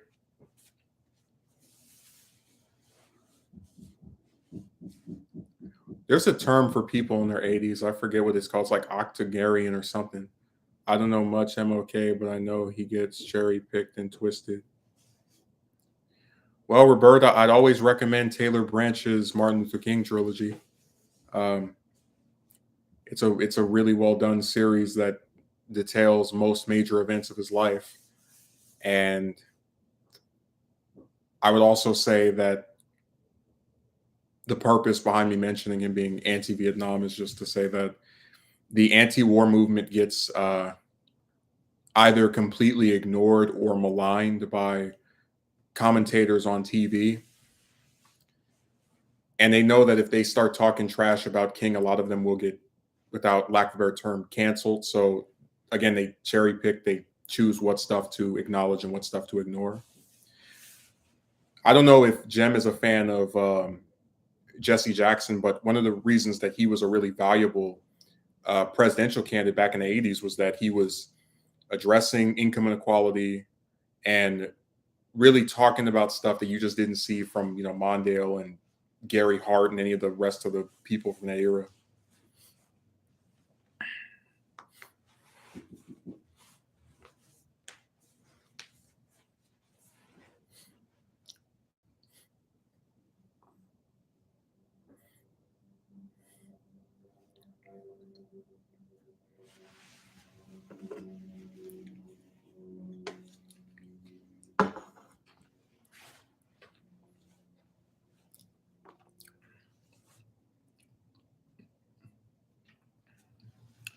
Bet weekends we're traveling to and from AG Market days and seven. Well, I mean, just like I was telling Jim, the Second Amendment, because oftentimes the Constitution has parts that people think are outdated. That's why they have amendments in the first place. When the Second Amendment came to be, there were no daily mass shootings. There were no AR-15s or any of these other automatic rifles. So the reason a lot of people feel like you should either repeal the Second Amendment or at the very least add something to it about, there should be a right to bear arms, but for people who are mentally competent, etc., is because gun ownership has increased to levels of absurdity and gun deaths have increased even beyond that. Like I said, 4% of the world's population, we own over almost half the guns in the world here. It's like 46% of all guns in the world are in the US. So disproportionately armed is what we are. Sure enough, when I got off my flight on in Atlanta, the first thing I saw outside the window, I kid you not, was like a gun show billboard.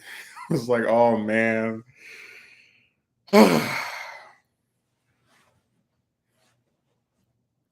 Remember, whenever you talk about doing something about firearms, even if it's something as basic as, hey, let's have some background checks, you're trying to take away people's rights.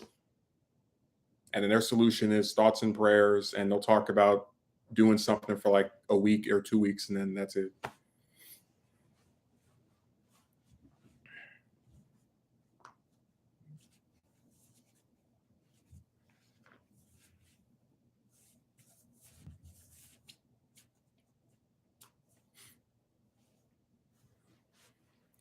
Yeah, I called into C-SPAN, I think at least twice.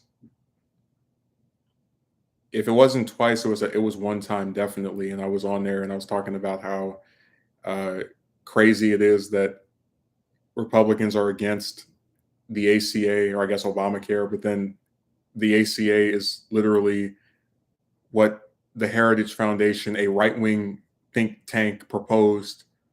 Like they hate their own. They call their own healthcare plan a socialist government takeover. It's really crazy. Like the right-wing plan got passed, and they're like, "This is too left-wing for us." They'll say that about anything. Even with that insulin bill, it's like insulin has increased.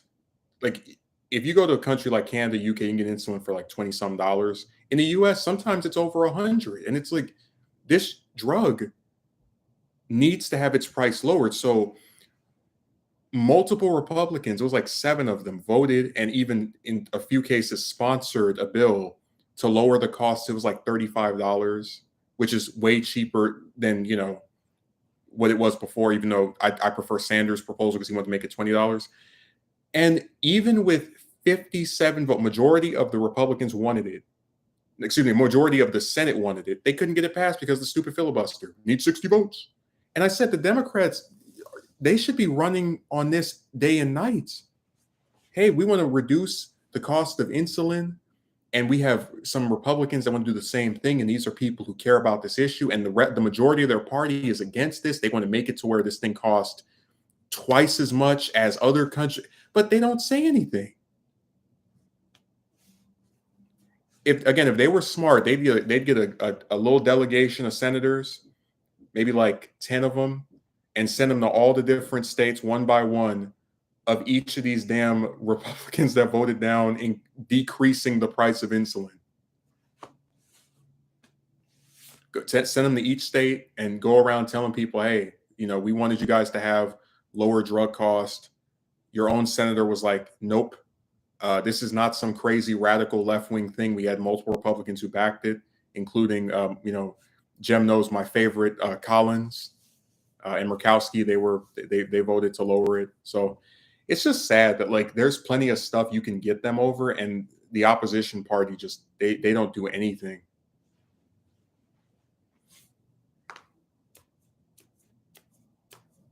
Dude, it's apparently socialist to want people to get paid an extra $2 an hour. If you do anything that helps people, you can find someone who's against it. It's unfortunate, but it's the truth. Anything that can benefit people in even the most smallest of ways, there's like someone who's just sticking their finger, angry that you even wanted to do that. Yeah, Jackson ran a very issue-based, transformative campaign, and that's why I said, even if he's never as famous as King, he is someone to remember because uh, he's a very important, I guess, bridge between the civil rights movement and modern electoral politics. Like a lot of his run was something that Sanders emulated to an extent as well.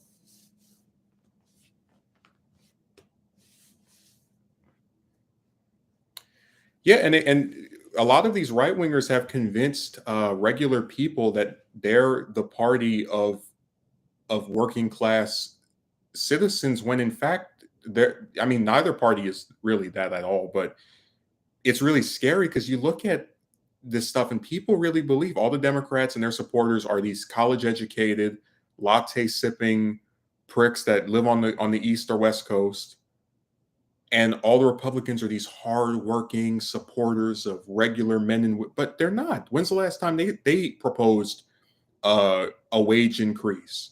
The only thing they do for working class people is cut taxes, and even that's mostly for rich people. So it's like that's why I said that, like they're such a house of cards. It would be so easy for some really well equipped, fact based candidates to run around and go, "Hey, look, I get where you don't like this, that, or the other, but the Republican in this race is not there to help you. They're going to do the bidding of their court." But they don't do that. They're not aggressive. They're just refusing to really hammer home any points that can actually get people to. You can't convince everybody. You can't change everyone's mind. But it's like they don't even. Again, they don't try. They don't make an effort.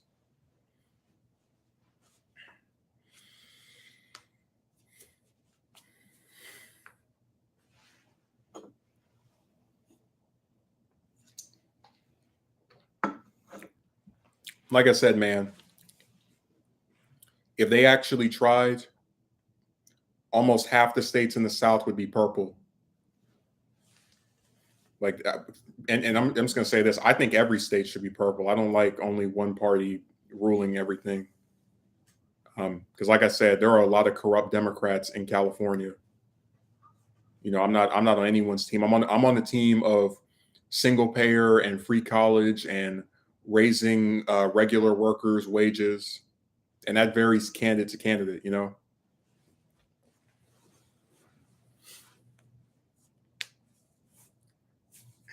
I was watching. I know Jem doesn't like when I mention him, but I was watching some secular talk videos, like from not any new recent stuff, but just like I was watching his coverage of Klobuchar, and he was like, "She is another one of these corporatists." I said, looking back at that race, the 2020 primary, I gotta tell you, the more I think about it, the more of like a weird respect I have for her because while she was against single payer and free college, at least she was honest about Booker and Harris and the stupid, mayor. All of them did this thing where they tried to pretend they were in favor of those things to like siphon off support from Sanders. And in most cases, it didn't work because they all dropped out pretty much before voting was even halfway through. But at least with Klobuchar was honest about, I'm not for this. I'm not the person who's going to promise you, etc. Which I still think is a bad campaigning strategy because it's like, how are you going to get anybody excited to vote for you if you're like, well, here's this thing that a lot of you guys want and I do not support it. Now you could say I support it, but I don't think it's going to pass. That at least again, that's like you saying you're going to fight for it. Too busy caring about Ukraine. But you get what I'm saying, Jim, that like at least with Klobuchar, she was honest about what she was, which was an anti-single payer, anti-free college candidate, which is exactly what Biden was as well. I feel like if he hadn't have entered, and they did their little crap where they all pulled out, before Super Tuesday, or I guess like right after the stuff in South Carolina, I think she probably would have been the one that all the moderates like started endorsing and whatnot.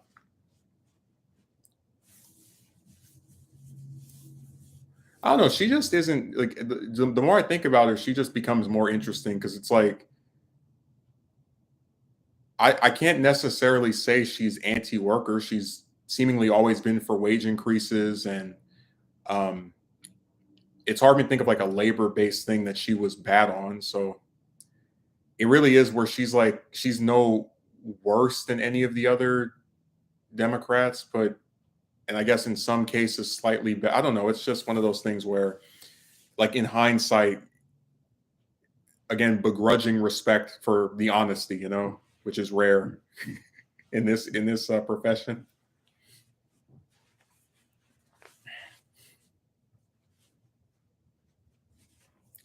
Yeah, I made my Georgia cameo twice in 2 days, where I go there for like an hour and then vanish out the state. Most of the time in Georgia is spent on the freeway.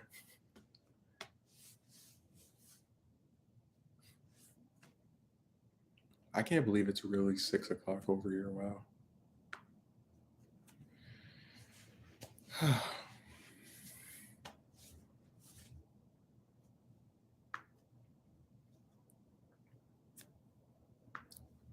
But yeah, they really have convinced Americans that any law passed that benefits them is a bad law.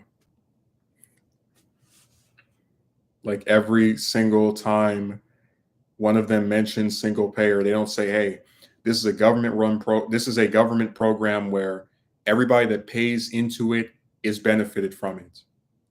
Um, Somebody made a comparison. They said just like how the firefighters come to your house, they put out the fire, and then you have to pay them. It's all paid through taxes. It's the same thing with single payer, and their response to that is, "I don't want a government-run socialist program." Like, oh my god, we're never going to get to a point where we can just have an actual discussion about income inequality and you know enrolling more people in healthcare coverage. It's sad, man. Like we can't have an honest debate about anything affecting people without everything you say being purposefully misinterpreted. It's so sad.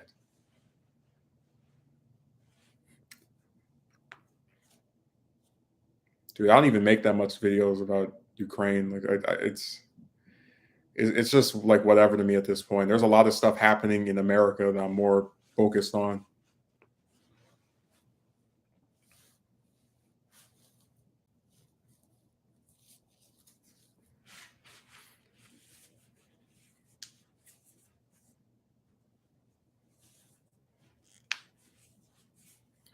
I'm trying to think what's even in Tennessee to go like Tennessee. What's in Tennessee to see? The only thing I can think of is the Lorraine Motel. I know that was turned into a museum. Besides that, I'm kind of drawing a blank. There's probably something else over there that's just not coming to my mind. Oh, they have the I think Polk's home there as well, and there's probably some stuff with Andrew Jackson that I haven't been able to think of at the moment.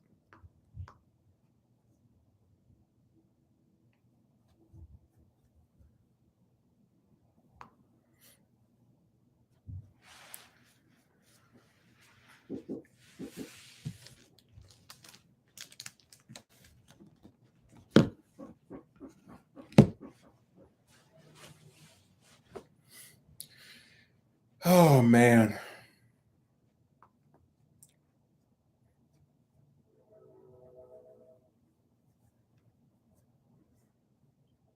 yeah, it's been a really long day. 4 hours of driving on that freeway. But I've had some fun over the last 2 days. And Jen, you better care about Ukraine. You better spend every waking moment worried about it.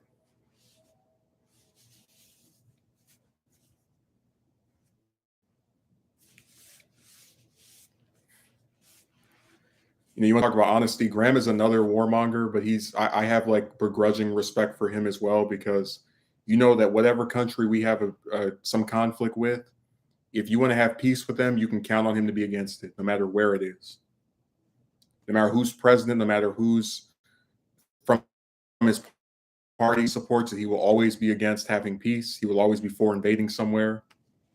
And again, it's like I don't agree with him on any of that stuff, but I respect that you know where he stands. Now, his opposite is Rand. Rand is pretty consistent about opposing, U.S. interventionism.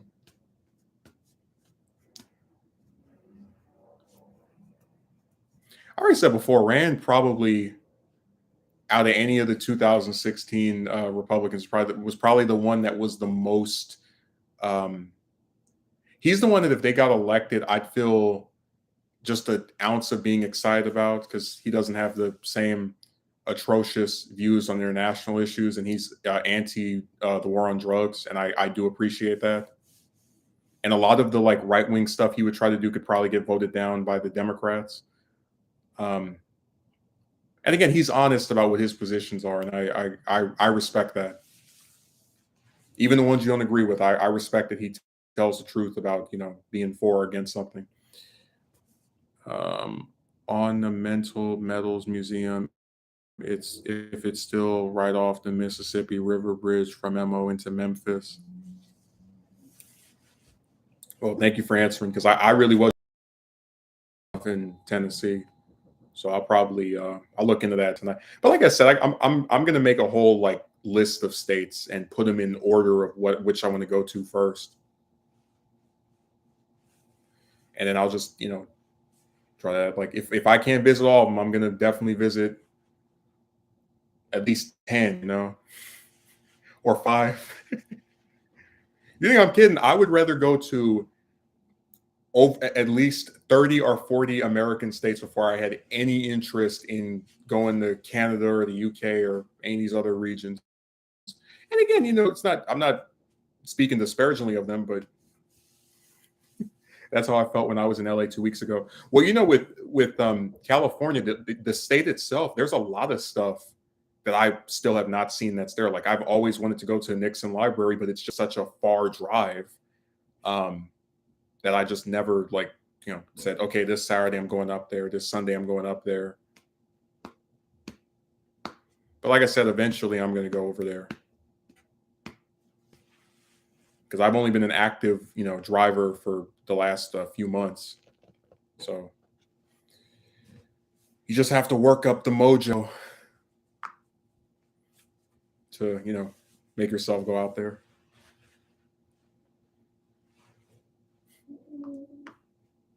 I hope you had fun in LA. You know, when you put LA, I thought for a second you meant Louisiana. Oh, because I remember you mentioning coming to California before. I was like, oh, is he? When you said, and then I put it together in my mind. I was like, how was Baton Rouge?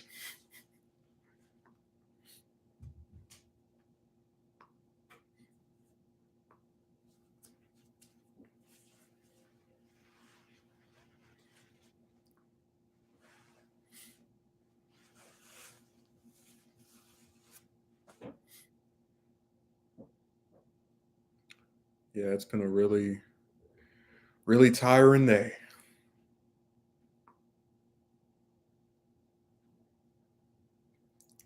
Let's see here.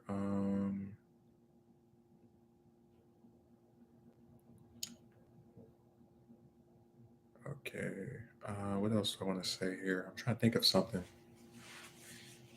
You know, Jem, I don't know what your opinion of Shapiro is, but I was rewatching his reaction to the 2017 Alabama Senate race, and he said that Moore was just a bad candidate or something, right? And that was why he kept losing all this different. And I said, you know, looking into those previous races, that's actually not.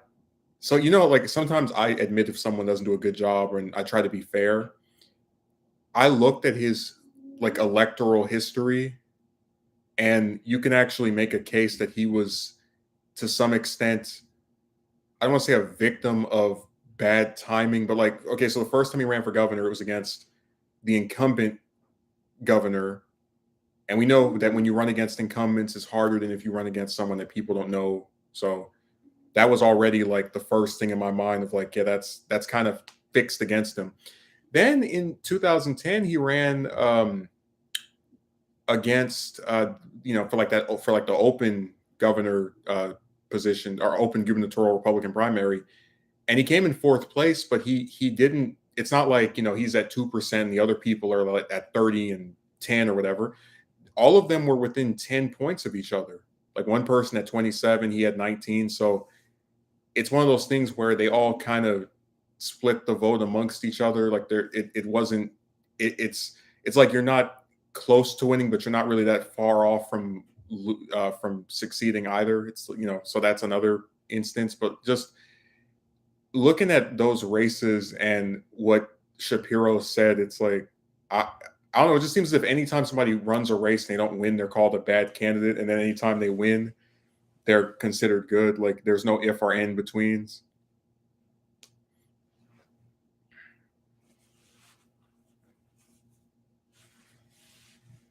Because like I said, if I run for the House, I'm going up against an incumbent who has the endorsements of the whole damn state Democratic Party. You know, so if you know, in the very likely event that I lose, I'm not going to feel as if there wasn't certain things that were against me. Now, of course, I, you know, go out and have to influence the election, whatever. But like, there's still circumstances that are not ideal that do not service you. Is what I'm saying. But like I said, people never want to look at anything other than in black and white. They just have these very narrow-minded perspectives.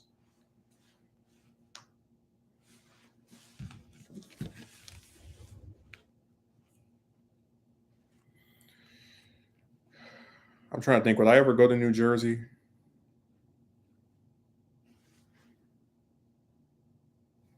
I'm trying to see what's over there. Oh yeah, maybe I'll go to New Jersey when they built the Biden Presidential Library in Delaware. You can just drive from one to the other.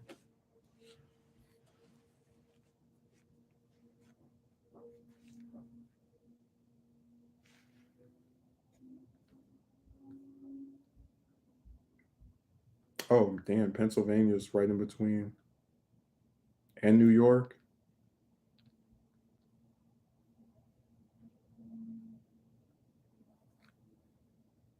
God, that would, I might have to have a whole 2 week trip for that. That's like three big states right next to each other: New York, Massachusetts, and Pennsylvania.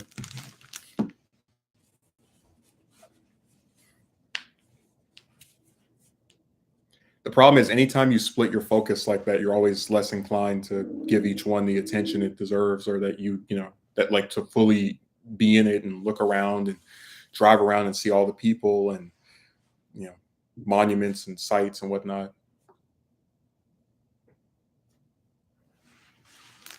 And I was thinking about like where is Wallace buried? I had that didn't even like cross my mind because I was thinking of like going up to the University of Alabama and just seeing the site where he stood in the doorway, because that is a very significant image from the civil rights movement. Um, I did have fun. No, never going there.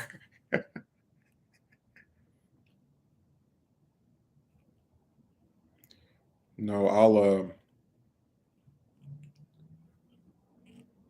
I'll probably end up at some point going to that whole like section.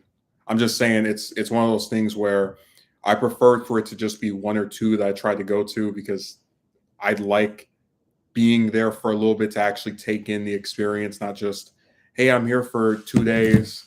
Let me go to this place, that place, this place, that place. Because even over here, like I drove into Birmingham and Gadsden, just looking at all the churches and the cows, and it's been nice just to see how they do it over here, for lack of a more wanting term. And again, if I go back to Georgia at some point, I can check out Plains and more of Atlanta, and um, you know see that state in its entirety too. That's really what this is about, just observing things and seeing stuff, and um, you know being there to look at how these things are going.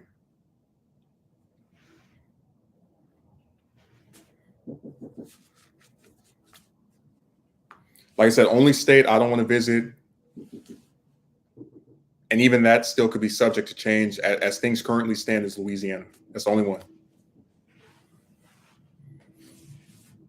That crime rate in Baton Rouge is scary. There's too many damn deaths that are unnecessary. Uh, it's just not a place I'm too jazzed about. But again, I could always change my mind.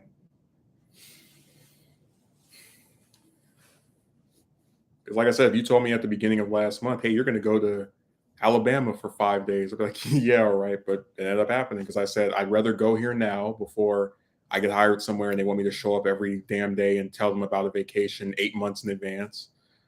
Um, it's so sad. I like when I make that joke, I'm like, having jobs where they have you for maybe a month, you don't even have to tell them 2 months in advance because you already know they'll get rid of you. You know what I mean? Like it's so sad that you just expect to be fired before you even get to, do whatever.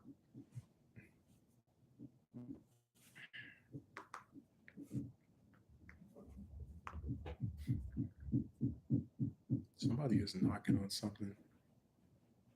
You can always hear people making noise at these places.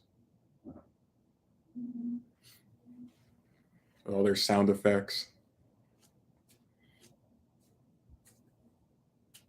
all the motions and little aids that they have.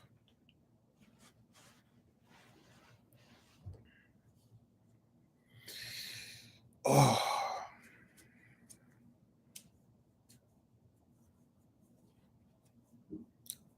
I hope a Kotsky merchant didn't leave. I was going to ask him what's in Colorado. What there would you recommend to somebody to go visit or see?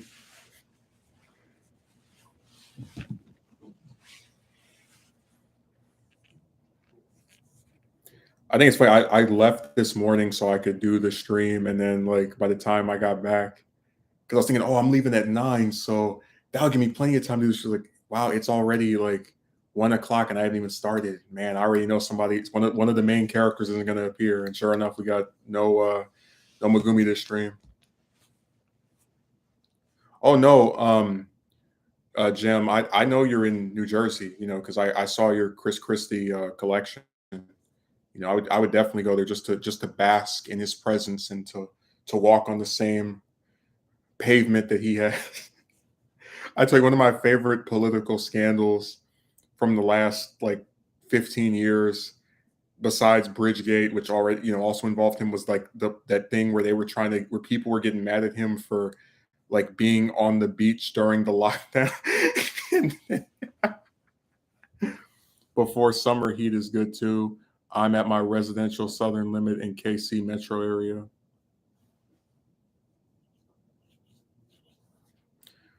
Well, the summer heat in California is crazy as well. I mean, like I got to a point where I just started not even having an undershirt. It was just that's how warm it was. We're just all day you're sweating. Um, I tell you, the weather over there has been more unstable as of late, where it feels like every other day it rains. I mean, it's so unstable that on Thursday, it was either Wednesday or Thursday. It went from raining to not raining to then raining again to stop raining, then to raining a third time, all in the span of like 14 hours. Where sometimes the rain isn't even there for a full 50 minutes. It just starts and stops, starts and stops. It feels like the weather is playing with me because I'm used to like, okay, it's going to rain all day. In this case, it didn't. It just rained for a little bit, then it stopped, then it started again. It's annoying because, like I said, I don't want to have to bring an umbrella with me every time I go outside the house. There's also Chessman Park, has a lovely walking trail, and it's located in a friendly neighborhood. Well, Akatsuki merchant. I'm into history. If you have anything over there that relates to that, I would get really excited because I'm like, oh yeah, cool. I think you know what I'm talking about. Just like if you have anything that has to do with the past, I'm inclined to give it a whirl as far as me going over there.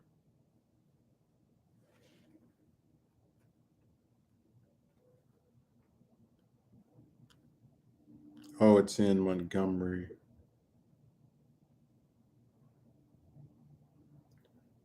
Okay, that's somewhere I could. What's the distance between Montgomery and here? Let me see.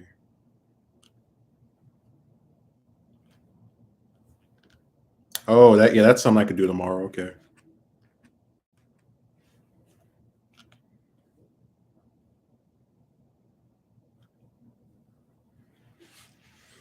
I think it's worth seeing because he is probably the most significant American politician from this state. I mean, maybe you could argue McConnell is because he was born here, but as far as office holders from Alabama are concerned, I probably would still say Wallace is number one. Let me see here. Colorado.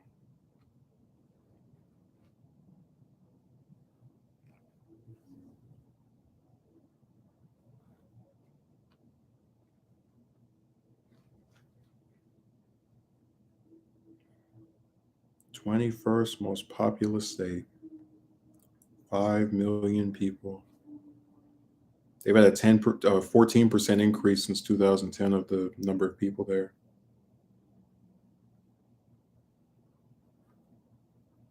Let me see. What in the world? Karamaki National Park, tourist trap town of Estes Park, south toward Boulder, was paid a fish pond where you're guaranteed a trout.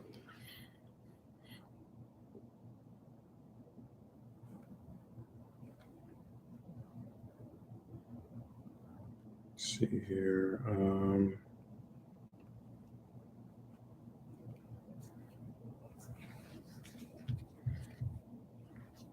I know Akatsuki merchant is just sitting there grinding his teeth. He's like, I'm tired of this tourist. Either come or don't.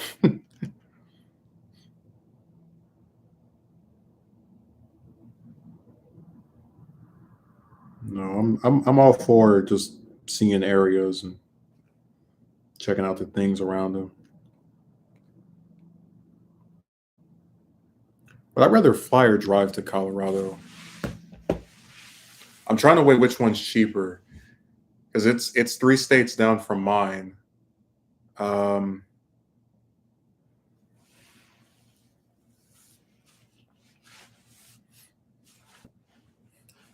oh, national parks are like the most basic part of this stuff.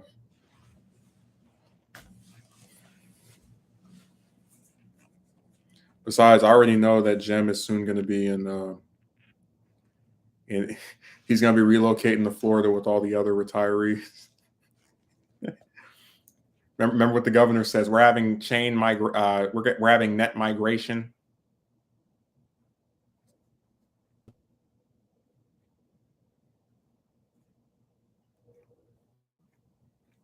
Everybody's moving to Florida.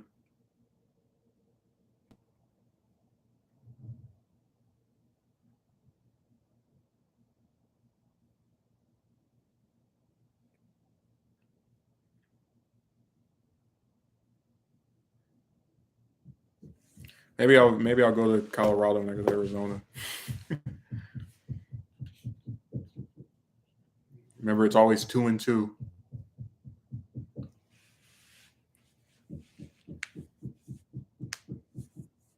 So much knocking. Well, look, guys, I'm gonna have to get off of here because I'm gonna do some other stuff. Uh, I've gone above my usual limit, as you know, because this is a very special stream in the South. We had to give you a nice look around the area. Also, Jem, I want to say thanks for the donation. I think that was last Monday. What happened was right when you donated, that was when I end the stream. So I didn't get to thank you for that before, but I saw when I watched the replay. So I appreciate it. I will be giving more and more updates on the status of the congressional race that I'm trying to enter into. And I'll be back to my usual quarters over the next few days. So thanks for tuning in, Jem and Akatsuki Merchant and Roberta. And have a good rest of your weekend. Take care.